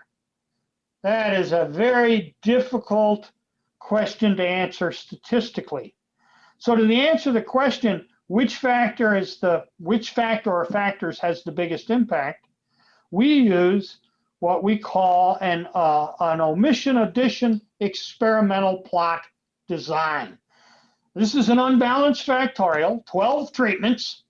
What we can do with this particular design is we have the enhanced system in blue that has all 5 factors. We have the standard system in orange, that's none of the enhanced factors. I like to think of this as like 2 different basketball teams. So the blue is the professional team, the orange is the amateur team. I'll assume the professional team is better than the amateur team. And then what I do, one player or one factor at a time, is I replace the professional player with an amateur player, and I see how much that one amateur factor impacts the performance of the other 4 pro factors. That's why it's called an omission plot. What would be the loss in yield if I omitted one of the factors? And notice we do that for all 5 of the factors. Now, on the other side, to the standard practice, I take one professional or pro factor and I put it on the amateur team, and I see how well one enhanced factor can elevate the performance of the other standard factors. This would be like if you had 5 side-by-side individual comparisons. Now, I can tell you, if you visit my research plots, this makes a great visual demonstration in the field, because you can look at these plots and you can see a huge difference in the appearance and the yield of the crop in a small area. So what I'm going to do first is I'm going to show you what would the value be if you added just one of these factors. So if you added one factor and only one factor, what would the impact on yield be? And again, I'm going to average it over all of the trials, just because in the interest of time, it makes it easier to see. So I've averaged it over all 16 trials. I'm showing you the standard management, a yield of 13.4 tons. And now I'm looking at the impact of adding one factor, only one, on yield. So by the way, the biggest factor, the factor that had the biggest impact on yield, was the fertility. When I added to my 6 favorite elements, I want you to notice that I got almost a ton increase in yield over the standard. This pretty well tells me that we're not doing a very good job of fertilizing the yield potential of today's hybrids. When I put that extra 67 kilograms of nitrogen on, 0.6 tons. Now, it's not that side dress nitrogen is not important. It's that the need for side dress nitrogen is heavily influenced by the weather. If I have weather years with a lot of spring precipitation, that side dress nitrogen is very important. So the range in this factor is quite large depending on the weather. If I run the population up to 109,000 plants per hectare, that's all I do. Notice I lose yield. You cannot increase the population without managing it. When I put the fungicide on, again, the fungicide is one that's heavily influenced by the environment, partly because the environment influences the degree of disease. The fungicide's worth 0.4 ton. And when I narrow the row spacing from 76 centimeters to 51, I gain 0.6 tons. So at least 4 of these are in the right direction. Population's not. Now, if I said, well, I'm going to use all 5, and I'm going to estimate the value of all 5 based on their individual value. So if I summed up the individual value of each of these to try to predict what the value of using all 5 would be, I would add all these, I'd have to subtract this. Based on their individual value, I would predict they're worth 2.3 tons. But I just got done showing you that the value is 3.2 tons. And this shows you that they do work together as a team synergistically, because the value of using all 5 is greater than the summation of the individual values. All right, now I'm going to show you what happens on the high-tech side, the enhanced side. So what happens on this side if I omit one factor? I keep the other 4, but I omit 1. So on the high-tech side, it's 16.6 tons, 3.2 higher than the standard. And now I want you to notice that if I omit one factor, this is omitting that factor, every factor that I omit decreases yield. Everyone. In some cases, pretty high. Notice if I omitted the extra fertility, I relied only on the soil test, I lost 1.3 tons. If I only had 79,000 plants per hectare, the ears look great. There's not enough plants. So I lose 1.2 tons. Plant population is the factor that goes both ways. If I have 76 centimeter rows, again, with 109,000 plants per hectare, well fed, those plants are too close, I lose 1.3 tons. Notice how it's not what I do, it's what I don't do that makes a huge impact on yield. Omitting any one of these factors has a large negative impact on yield. So I summarize these here just to show you the fact that in some cases, the cost of omitting the factor is greater than the gain of adding it to the standard. That would be true of the fertility, very true of the population, and also true of the row spacing. The value of those is way greater when they're combined together. In some cases, like sidedress nitrogen or fungicide, the value of adding it alone in the standard is roughly the same as omitting it from the enhanced. And that's because the need for those is heavily influenced by that year's weather. If you look carefully at which factors have the biggest impact on the enhanced system, fertility, higher population, narrow rows. High yield is all about managing more plants, narrowing the row spacing, making sure you have adequate fertility. So I'm going to conclude here before I take some questions. I've roughly gone over the 7 wonders with you, not as much as I could, but I hope if by showing you those factors, those individual factors, and you understanding those that have the biggest impact on yield each year, that allows you to know what to focus on to improve your crop management. I've told you that we're going to have to grow more plants. Higher plant populations are essential, but the plant has a smaller root system. So this means we're going to have to do a better job of placing fertilizers. Abandon that fertilizer right under the row, especially with the right source that supplies phosphorus, sulfur, and zinc. That sets the growth and yield potential for higher yields. I've shown you when I combine them into a system that they do work together to increase yield. And in very simple terms, the real key to higher yields is feeding, protecting, and managing more plants. better job of fertilizing. That may or may not involve a biological. Making sure the plant's not stressed as best you're able. That may involve a biological. Managing a higher density. That could involve more plants, narrower rows. That's what I see as the simple solution to higher yield. So once again, I have to thank my students. I couldn't do the work without these students. I'm very blessed to have a group of excellent students and technicians. I want to thank the farm collaborators where I do my research. I use University of Illinois land at Champaign, but I rent land or farmers donate land to me at the outlying sites. I could not do the work without that. And then finally, I want to thank the companies that have supported my research. These are companies that supported my research in 2021.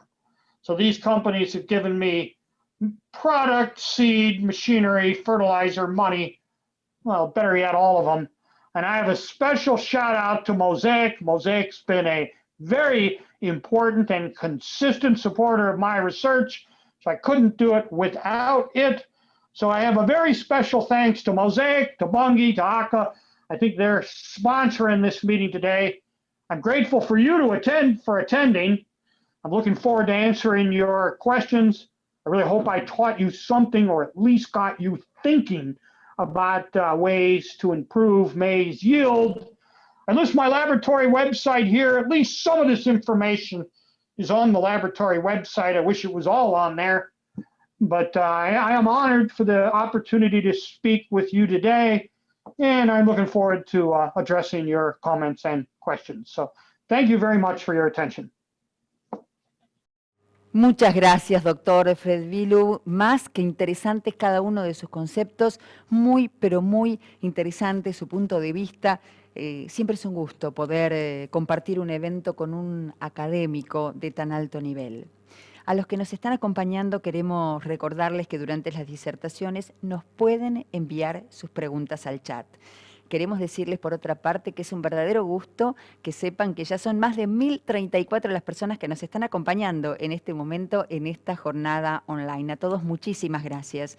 Además, recuerden que tienen disponible una encuesta online y que para aquellas primeras 20 personas de Argentina que respondan, tendremos un presente que les vamos a hacer llegar. Y ahora sí, tenemos el agrado de presentarles al ingeniero agrónomo Oscar Pérez desde Washington State, Estados Unidos. Él nos hablará sobre las características y beneficios de Microessentials SZ. Bienvenido, Oscar, y muchísimas gracias por estar con nosotros. Adelante. Gracias, Karina, por esa introducción. Les saluda Oscar Pérez. Sí, aquí estoy desde el estado de Washington, muy contento de podernos conectar con esa vasta audiencia en Argentina y en América Latina. Quiero, después de la brillante presentación del doctor Fred Bielow, de quien hemos venido aprendiendo mucho durante estos años. Personalmente tengo más de 20 años de conocer al doctor Fred Bielow y he aprendido muchos aspectos sobre la producción de maíz. Y yo sé que este día no es la excepción, hemos aprendido. Y yo quisiera aportar algunos aspectos sobre los productos premium de Mosaic, muy particularmente las características y los beneficios de Microessentials SZ. Quiero contarles que estamos, como Mosaic, estamos en una misión que es alcanzar una nutrición de cultivos más inteligente. Alrededor de un 60% del rendimiento de los cultivos depende de una buena nutrición de ese cultivo. Por eso es que Mosaic está 100% comprometido en lo que se refiere a la nutrición de los cultivos. Yo quiero compartirles rápidamente, Mosaic ha estado trabajando muy fuerte en el desarrollo de nuevas tecnologías y muy enfocado en lo que es la nutrición balanceada de los cultivos. Ha habido una evolución en la nutrición de los cultivos. Últimamente hemos visto un énfasis muy marcado en lo que es una nutrición más avanzada, con el uso eficiente de los nutrientes y apuntando a fertilizantes de eficiencia mejorada en aras de lograr una salud del suelo. Entonces, con respecto a los fertilizantes de eficiencia mejorada, quiero contarles que estamos aprendiendo y hemos visto cómo esta Asociación Americana del Control de los Nutrientes de las Plantas, con siglas AFCO, es la organización que provee los estándares y la uniformidad de las leyes de los fertilizantes en Norteamérica. Ellos son los que definen lo que es un fertilizante de eficiencia mejorada. ¿Qué es un fertilizante de eficiencia mejorada? Enhanced Efficiency Fertilizers son fertilizantes que vienen a reducir pérdidas de los nutrientes al ambiente. A la vez incrementan la disponibilidad de los nutrientes a los cultivos. Inicialmente estos términos fueron enfocados a los fertilizantes nitrogenados, pero hace un par de años, 2018, se agregaron otros términos a estas categorías y recientemente, el año pasado, hubo una aceptancia o aprobación hacia los nutrientes secundarios y micronutrientes. Y es ahí donde aparece Micro Essentials, clasificado como un fertilizante de eficiencia mejorada por su mecanismo de acción, la tecnología Fusion, que ofrece azufre elemental y también ofrece azufre sulfato. Entonces quiero contarles que Micro Essentials ha sido el primer fertilizante fosfatado que logra esa categoría y estamos muy contentos de poderles compartir esta buena noticia en aras de la salud del suelo. Entonces, si me permiten, quiero hablarles sobre las características de Micro Essentials, cuáles son los beneficios y cuáles son las características detrás de este producto. Quiero decirles primeramente, es un proceso avanzado de manufacturación a través de la tecnología Fusion. Se funden 4 nutrientes en un gránulo que está nutricionalmente equilibrado, lo cual nos da una única fuente de nutrición balanceada para los cultivos. Como muy bien lo decía el doctor Fred Billow, de sus 6 favoritos para el cultivo del maíz, aquí encontramos 4 nutrientes fundidos en un solo gránulo que se llama Micro Essentials, SZ. Los atributos, aquí listamos 4, sabemos que hay más, pero por el tiempo podemos hablar de 4 atributos: la distribución uniforme de nutrientes, la absorción mejorada de esos nutrientes y tener un contenido disponible de zinc para los cultivos. Atributo número 4 es un producto que cuenta con 2 formas de azufre, lo cual nos da azufre para todo el ciclo. Y lógicamente para el productor el beneficio es mayores rendimientos, igual mayor rentabilidad.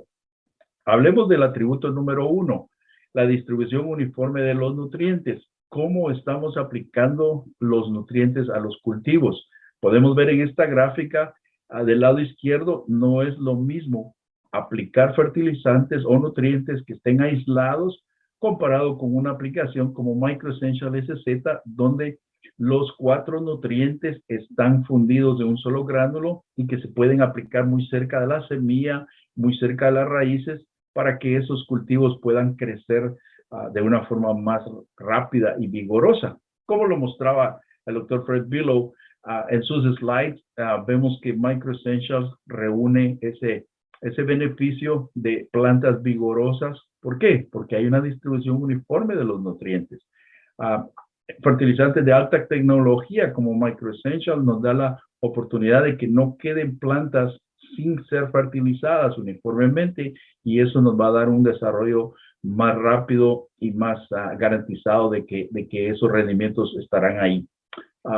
Atributo número 2, la composición química de Micro Essentials SZ, como lo podemos ver en esta gráfica, nos muestra que hay una reacción en el suelo donde se produce alrededor del gránulo una ligera bajo del pH.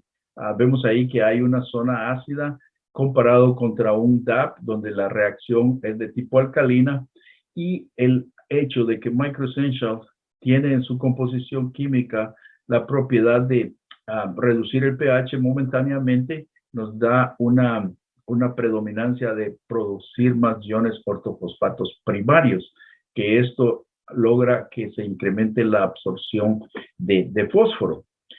Esto lo hemos visto en los estudios hechos en la Universidad de Sabancı en Estambul, Turquía, donde el doctor Ismail Çakmak nos demuestra que colocando la misma cantidad de pentóxido de fósforo usando una fuente microessential comparado con una fuente llamada DAP o DAP con mezclas con sulfato de amonio o sulfato de amonio, sulfato de zinc y DAP, cuando se hacen las extracciones de fósforo, vemos que microessential duplica la absorción de fósforo en la planta comparado con una fuente llamada DAP. Esto también lo hemos visto en estudios hechos con MAP. Ahora, volvamos a los suelos allá de Argentina. ¿Qué sabemos del fósforo en los suelos de Argentina? Del año 2011 vemos que los niveles de fósforo venían bajando.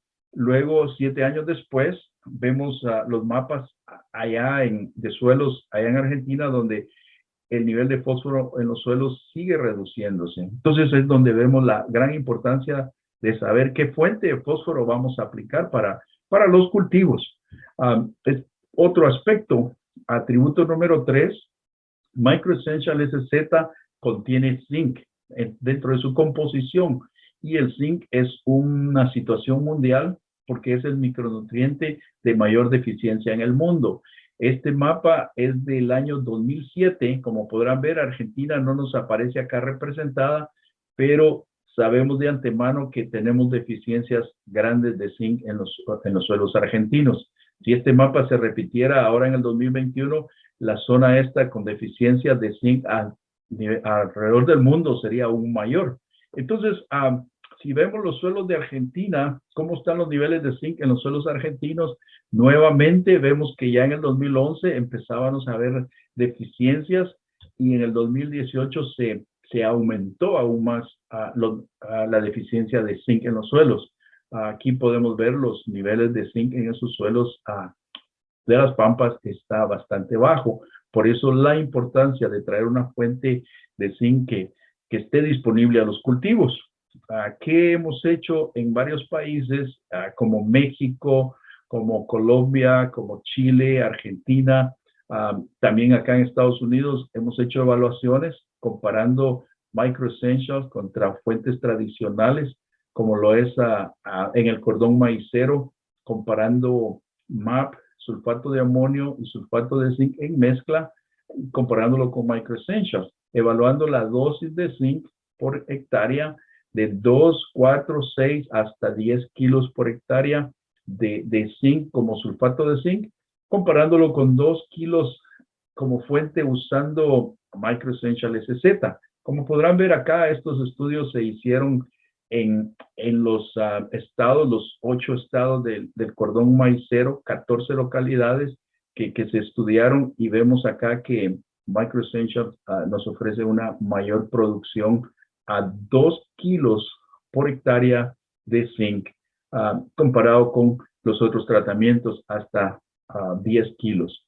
Entonces, definitivamente el zinc juega un papel muy importante en el cultivo del maíz. Aquí tenemos gráficas desarrolladas por la Universidad de Illinois, el doctor Fred Billow, donde nos demuestra que necesitamos zinc durante toda la temporada del cultivo. Hasta la floración se requiere un 55% de zinc y después de la floración de una fase R1 se necesita otros 45% de zinc. Entonces, definitivamente necesitamos zinc para todo el ciclo del cultivo. Aquí tenemos una gráfica desarrollada por el doctor Morpeth en el año 1992. Demuestran acá que definitivamente para que el cultivo responda a un nutriente, micronutriente llamado zinc, tiene que tener cierto nivel de solubilidad. Y aquí nos demostraban que ese fertilizante tiene que tener entre 40 a 60% de solubilidad para que haya un impacto en la producción. Es lo que hemos venido viendo con microessential SZ, donde nos ofrece un adecuado nivel de solubilidad de zinc para que esas plantas muestren una respuesta. Lo mismo se ha visto también a nivel de campo. Aquí damos gracias a Bunge por proporcionarnos esta fotografía donde los clientes de ellos están viendo la diferencia que hay entre microessentials y otras fuentes similares en grado, pero no con la tecnología Fusion, donde vemos que en el caso de microessentials hay una diferencia en el desarrollo radicular, que es base en la sinergia del fósforo y el zinc, y también vemos la planta, la parte aérea mucho más vigorosa, no se notan deficiencias de zinc en las hojas. ¿Por qué? Porque hay una fuente llamada Microessential SZ que aporta no solamente zinc, sino está aportando también el fósforo y está aportando azufre a las plantas. Así que hablemos del cuarto atributo, 2 formas de azufre disponibles durante todo el año. Sabemos que Microessential trae 2 formas de azufre. Trae forma sulfato, que está disponible inmediatamente a los cultivos, y trae azufre en forma de azufre elemental, que tiene que ser oxidado para estar disponible a la planta. Por eso es que el traer Microessential a la producción de los cultivos permite que las plantas reciban nutrición de azufre durante toda la temporada.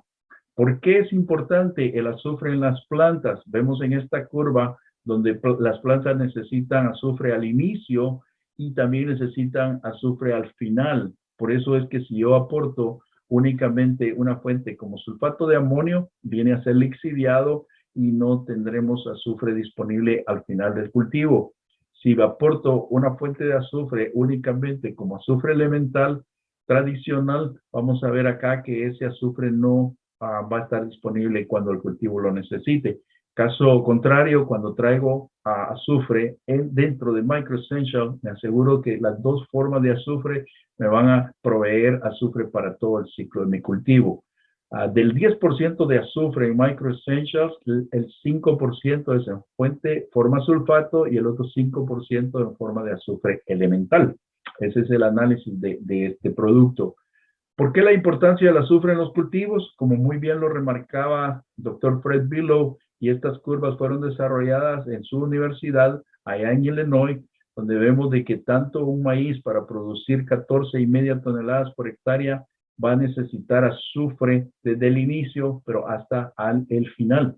También el cultivo de soja. Hoy no pudimos hablar de soja, será en otra jornada, pero también para producir 4 toneladas por hectárea de soja necesitamos azufre en toda la temporada. Así que Mosaic ha usado una herramienta llamada AgriFacts, donde se publican los resultados de ensayos a campo hechos por universidades, investigadores independientes, y este es un trabajo de 3 años en aquel entonces de la red IPNI, donde nos demostraba Microessentials en diferentes localidades de las Pampas, de que 708 kilos más por hectárea comparado con una fuente de MAP. Luego se repitieron los trabajos y 3 años de investigación en diferentes provincias. Vemos acá que en maíz temprano, Microessentials produce 818 kilos más por hectárea comparado con la fuente de MAP. Los trabajos se hicieron otra vez 3 años en maíces tardíos, y nos revela que en maíces tardíos Microessentials tiene una ventaja casi de 6 quintales por hectárea en el caso de Microessentials. Estos son estudios más recientes aún, donde vemos acá que con la ayuda de INTA, Diamante y ACA, allá en la provincia de Entre Ríos, en Argentina, se demostró que había una respuesta alta de Microessentials con un programa sin fósforo de más de 1 tonelada por hectárea, y comparándolo con fuente de DAP, estos fueron trabajos de 3 años, 10 sitios en la provincia de Entre Ríos, donde ACA e INTA Diamante concluyeron que Microessentials produce 472 kilos por hectárea más que una fuente llamada DAP. Así que tenemos mucha, pero mucha información para compartirles. Hoy por el tiempo solo estamos sacando algo de lo mucho que hay, pero en conclusión, ¿qué hace a Microessentials un SZ una innovación? Hablamos de la distribución uniforme de los nutrientes, la tecnología Fusion comprendida en el gránulo, que nos va a dar un aporte de una mayor absorción de iones ortofosfatos primarios. El hecho de tener 2 fuentes de azufre también nos asegura la nutrición de azufre durante toda la temporada del ciclo. Y luego hablábamos de la importancia de tener un zinc soluble disponible cuando las plantas lo necesitan, que es lo que Allá se ha venido viendo a través de nuestros clientes y sus productores de cómo la tecnología se ve, de cómo hay una diferencia muy marcada cuando usamos productos innovadores como lo es MicroEssential. Así que para finalizar, quisiera recordarles que nos sigan en nuestros sitios web. Tenemos una página en español, ahí tiene usted el nombre, microessential.com.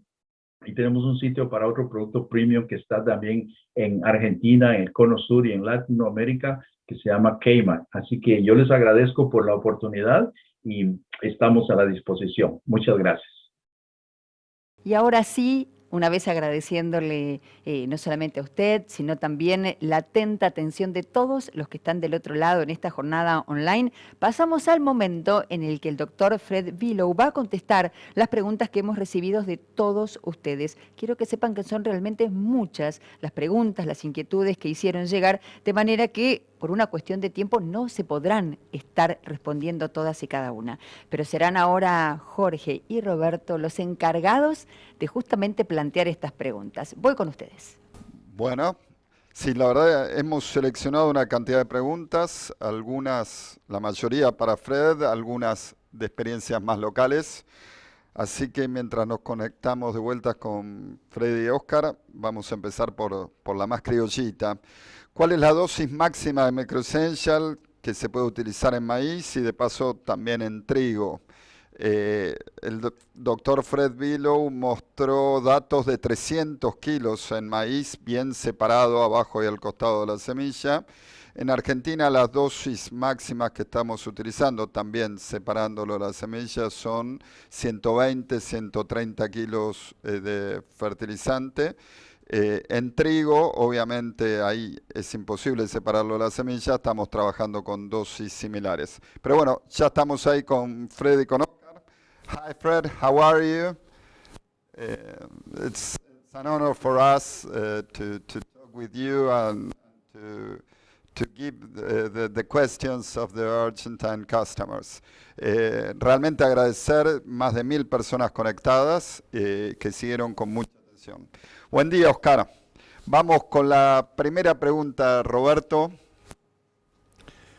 Sí, buen día a todos. También gracias por estar conectados, Oscar, Fred.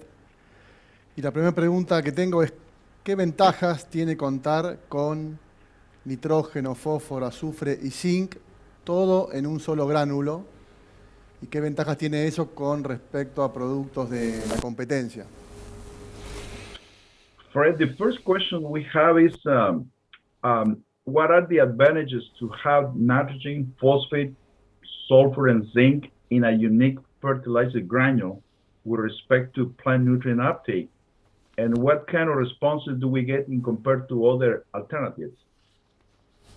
So one of the major advantages of a co-granulated fertilizer that contains all four elements is when a root gets in the proximity, it now has access to those four nutrient elements. Una de las ventajas de contar con 4 nutrientes en un solo gránulo es que las raíces del cultivo van a tener un acceso rápido a esos 4 nutrientes. It helps with what we call balanced nutrition, so that one element helps the plant absorb other elements. El hecho de tener esto nos da una nutrición balanceada y vemos cómo los elementos se ayudan uno al otro formando una sinergia. Now, you know, we could supply those elements as individual fertilizers, but they wouldn't be balanced when an individual root contacts each of the nutrient elements.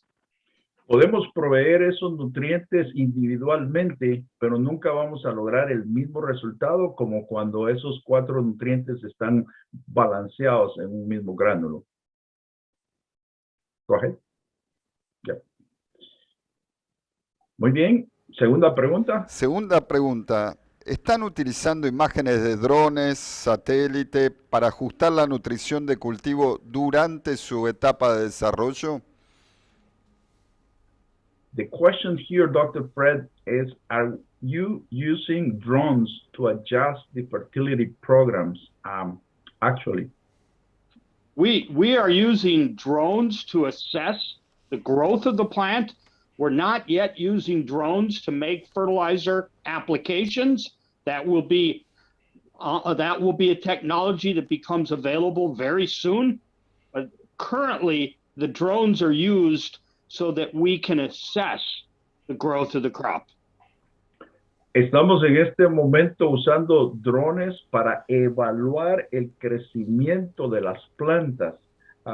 Todavía no estamos usando para hacer las aplicaciones de los nutrientes, pero sí nos están sirviendo para evaluar el crecimiento de las plantas.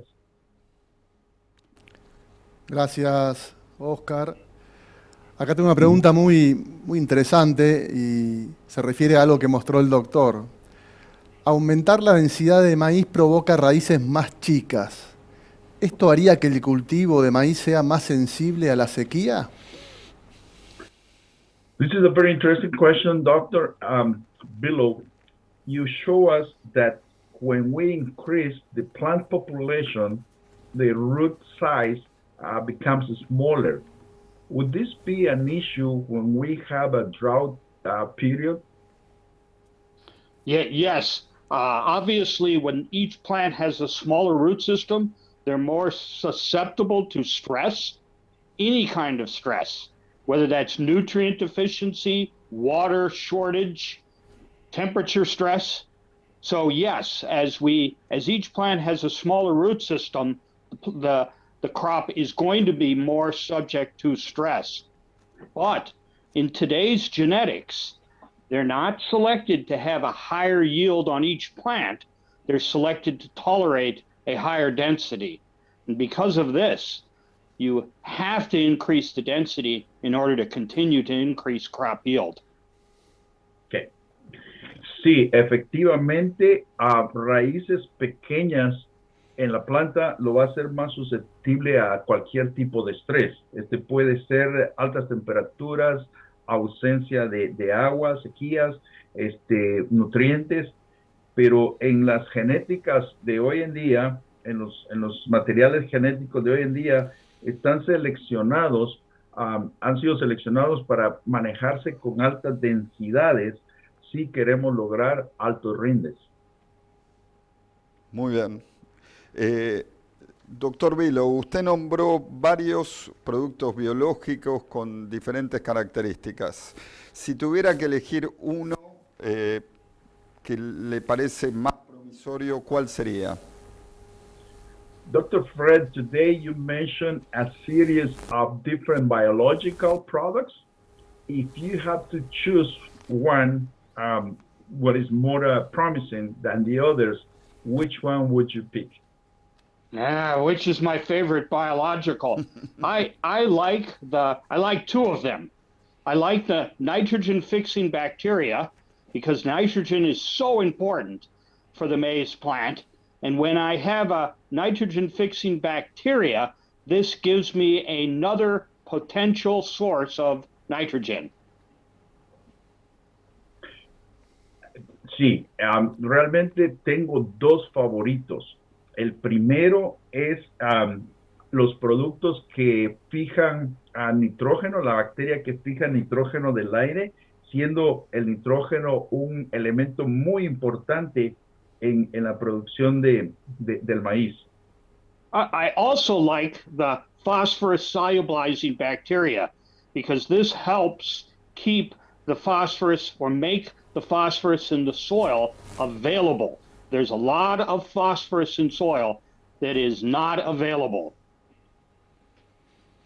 El otro favorito es esa bacteria que solubiliza el fósforo, o sea, que ayuda, contribuye a que el fósforo esté disponible, sabiendo que en el suelo hay una gran cantidad de fósforo que no está disponible a la planta, y esta bacteria viene a solubilizar y ayudar la disponibilidad del fósforo a la planta. Bien. En nuestra región se está haciendo cada vez más común el hecho de fertilizar anticipadamente y al voleo. ¿Cómo ve la práctica de combinar justamente la fertilización al voleo con la fertilización en línea, sobre todo pensando en maíces de muy alto rendimiento y requerimiento de nutrientes. In the region, it's becoming more popular the fact to apply fertilizer broadcast in the beginning, and also to apply in furrow. This is what we are seeing. What do you think about this method? Having initial fertilizer, the starter, broadcast, and then have a second application in van. So any way that we can place fertilizer near the root zone and get that plant off to a better start, I think is going to be very effective. Cada vez que coloquemos el fertilizante lo más cerca de la zona radicular, siempre vamos a tener muy buenos resultados.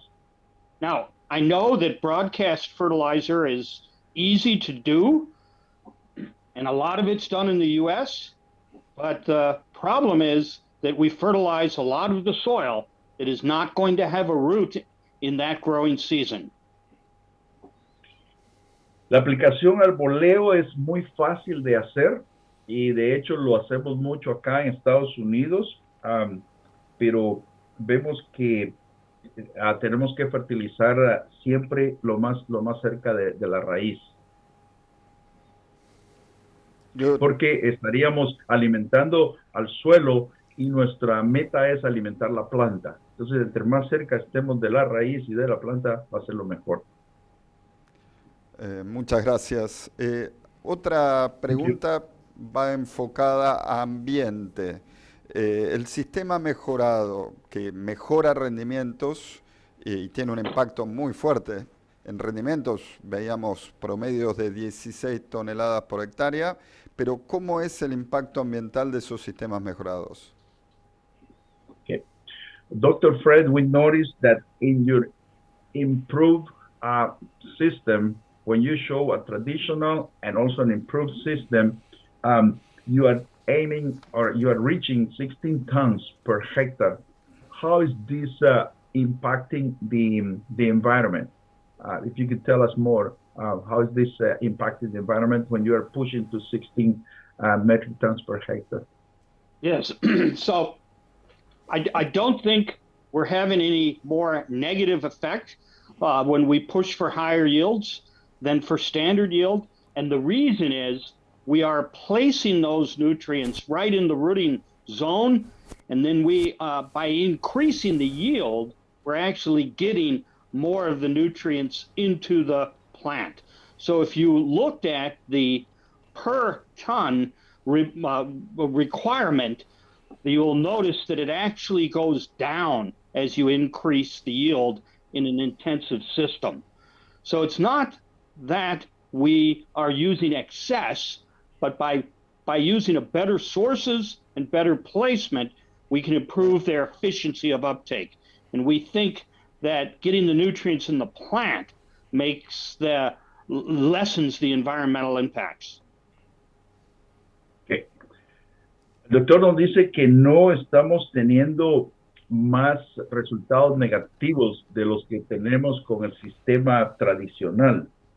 El hecho de estar colocando los nutrientes muy cerca del sistema radicular nos está ayudando a tener menos pérdidas al ambiente y poder colocar más nutrientes dentro de la planta, y eso es lo que estamos viendo al tener fuentes más efectivas y colocar los nutrientes cerca de la raíz nos está ayudando a lograr una mejor eficiencia de los nutrientes. Excelente. Acá hay otra que preguntan cómo determinan el nivel de azufre en el suelo, ya que la dinámica es compleja y también tiene mucha variabilidad estacional durante el año, el azufre. ¿Cómo lo determinan en el suelo? The question here, Dr. Fred, is knowing that sulfur is so variable in the soil, how do we determine the levels of sulfur in the soil, knowing that this element is so variable in the soil? Can you tell us more about it? So we we have a sulfur soil test, and that is a base level, but it doesn't really tell us how much sulfur is going to be available. We know that sulfur can come from the soil organic matter. We used to get a fair amount of sulfur from the atmosphere. Now we have less air pollution, less sulfur from the atmosphere. So we don't completely rely on the sulfur soil test. Rather, we make sure that we fertilize the crop for the yield levels that we believe we can achieve in a particular soil or a particular field. Okay. Tenemos un análisis de suelo de azufre, es un nivel básico. No nos dice realmente cuánto de ese azufre está disponible a la planta. Sabemos que el azufre también viene de la materia orgánica. También sabemos que el azufre es contribuido también por el aire. Estos niveles han ido disminuyendo, pero no confiamos plenamente en ese resultado de suelos del azufre, por la dinámica que tiene el azufre. Entonces lo que hacemos es asegurarnos que sí fertilizamos las plantas con azufre de acuerdo a la meta de rendimiento. O sea, en conclusión, se toma como referencia, pero no se confía en eso. Siempre se hace una aplicación de acuerdo al nivel de rendimiento del cultivo. Muy bien, muchas gracias. Otra pregunta tiene que ver con los niveles de potasio. En Argentina han empezado a decaer, en el litoral tenemos respuestas demostradas a potasio y el resto de la pampa húmeda empieza a haber una caída en los niveles de potasio que estamos monitoreando. ¿Cuál sería su mejor consejo respecto al monitoreo de este nutriente? Dr. Fred, in Argentina, the levels of potash in the soils are starting to decline. And we're starting to see this situation in certain regions of Argentina. What is your best advice how to monitor this important nutrient as well for corn? Yes, I know that in Argentina, the potassium has not been a major fertilizer because of the high supplies in the soil. In the U.S., sulfur wasn't a major fertilizer. Now it's becoming a major fertilizer. My guess is, as Argentine farmers continue to produce higher yields, they're going to have situations where potassium fertilizer or some yield response to potassium fertilizer is necessary. In those areas that the soil potassium is declining, those are the perfect areas to do a test of fertilization with potassium fertilizer sources, in my opinion. Ya, el doctor nos dice que él sabe que en Argentina el potasio no ha sido un nutriente de alto requerimiento. Él nos cuenta que en Estados Unidos igualmente era el azufre, no se necesitaba. Hoy por hoy ya se necesita azufre acá en los Estados Unidos para el cultivo de las plantas. Entonces él ve que en Argentina, conforme los productores continúan incrementando los rendimientos, entonces el potasio va a venir a ser muy importante. Y quiero recordarles que la extracción pues prácticamente va al tallo, o sea, es menos al grano. Entonces en esa medida también va a ir aumentando en la medida que extraemos los residuos, los rastrojos del campo. Entonces él nos dice que para esas áreas foco donde ya estamos empezando a ver algún tipo de deficiencia, hay que seguir haciendo análisis de suelo y haciendo pues ensayos. Muchas gracias. Muchas gracias, muy importante hacer ensayos y sobre todo hacer diagnóstico de análisis de suelo, ¿no? Yo tengo una más que tiene que ver con el boro. En general es un microelemento que está más asociado a las leguminosas, acá en Argentina al girasol, a la soja, a la alfalfa. Pero usted, doctor Vilo, lo mencionó en el cultivo de maíz. ¿Cuál es el aporte que nos puede hacer este microelemento, el boro, en nuestros sistemas de producción? Dr. Fred, you mentioned boron as an important nutrient, and we know it's a micronutrient, and it's mainly in Argentina related to oilseed crops like sunflower, like soybean. And how do you mention, or what can you tell us about the importance of boron in the corn, on the maize fields? Yes, even in the U.S., we realize that boron is important in oilseed crops, but we're also starting to see that boron is important in grain crops like maize as well. Boron has many roles in the plant, and one of its important roles is in the movement of sugars. And sugar movement is very important for high yield. We also know that boron plays a big role in pollination, and many growers are starting to use boron on maize to help the plant in pollination, especially under stressful conditions. Okay. Sí, en Estados Unidos también el boro lo asociamos y lo aplicamos mucho en cultivos de oleaginosas. Pero es muy importante en maíz, tiene también el boro muchas funciones. Principalmente el boro es responsable por el transporte de los productos azucarados en el momento del llenado del grano para lograr esos altos rendimientos. También el boro tiene una función muy relevante en lo que es la polinización y sobre todo en aquellos periodos de estrés del cultivo, el boro va a ser muy importante para lograr una muy buena polinización. Excelente. Creo que estamos Excelente, con el doctor. tiempo ya Sí, y nos medio al queda límite. agradecer al doctor Vilo, Bueno, muy thank clara you, la Dr. Fred. exposición, muy clara la exposición también de Oscar y una traducción brillante. Oscar, muchísimas gracias. Creo que hemos aprendido mucho. Siempre es bueno reformular las ideas. Creo que estamos por buen camino, asimilando nuevas tecnologías, mejorando rendimientos, pero nos falta una brecha de rendimiento por captar, y escuchar tan buenas ideas, tanta cantidad de pruebas con un N apabullante, nos viene bien para reformularnos las preguntas y guiar el nuevo camino. Así que desde acá solo agradecer, muchísimas gracias. Muchas gracias también de mi parte. Gracias, no sé, Oscar. Gracias, Fred. Robert, I think, no sé si me permites, veía acá, bueno, yeah, I want to translate to Dr. Fred Billow. I want to thank you, Doctor, for the ideas, for the knowledge that you brought to this audience today.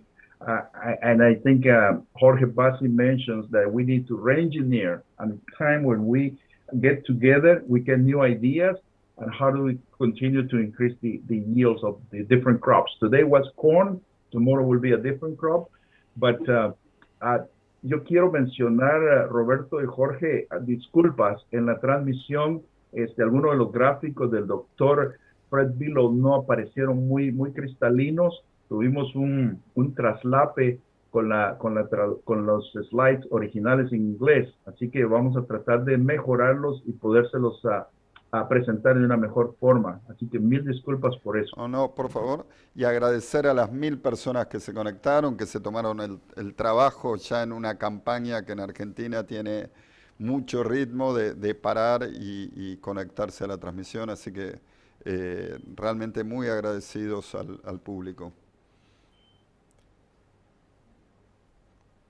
Dr. Fred Billow, you want to say some last words to dismiss this group? Yes, I thank Bungie and Aka and Mosaic for sponsoring this. It is very clear that we could learn a lot from each other when it comes to producing high yields of maize. And so I'm very grateful for your attendance. I only wish when I was younger and smarter that I'd learned how to speak Spanish. So my thanks to you, Oscar, for the translation on today's event, and I wish all of the growers a productive season. Sí, el doctor agradece a ACA, Bunge y Mosaic por haber organizado este evento. Está muy contento por poder asistir y estar acá. Él desea poder estar más joven y poder haber aprendido el español, pero igual se siente muy cómodo con nosotros. Y también les desea a todos los que están conectados, a los productores, una muy buena temporada. Gracias. Muchísimas gracias, thanks. Bueno, vamos a estudios centrales con Karina para cerrar la transmisión. Muchas gracias. Gracias a ustedes esencialmente y a todos los que participaron, como bien se dijo, en torno a 1.050 personas del otro lado siguiendo minuto a minuto lo ocurrido en esta jornada online. Innovaciones en el uso de fertilizantes en la búsqueda de un alto potencial, de un alto rinde del maíz. Gracias por acompañarnos y hasta la próxima.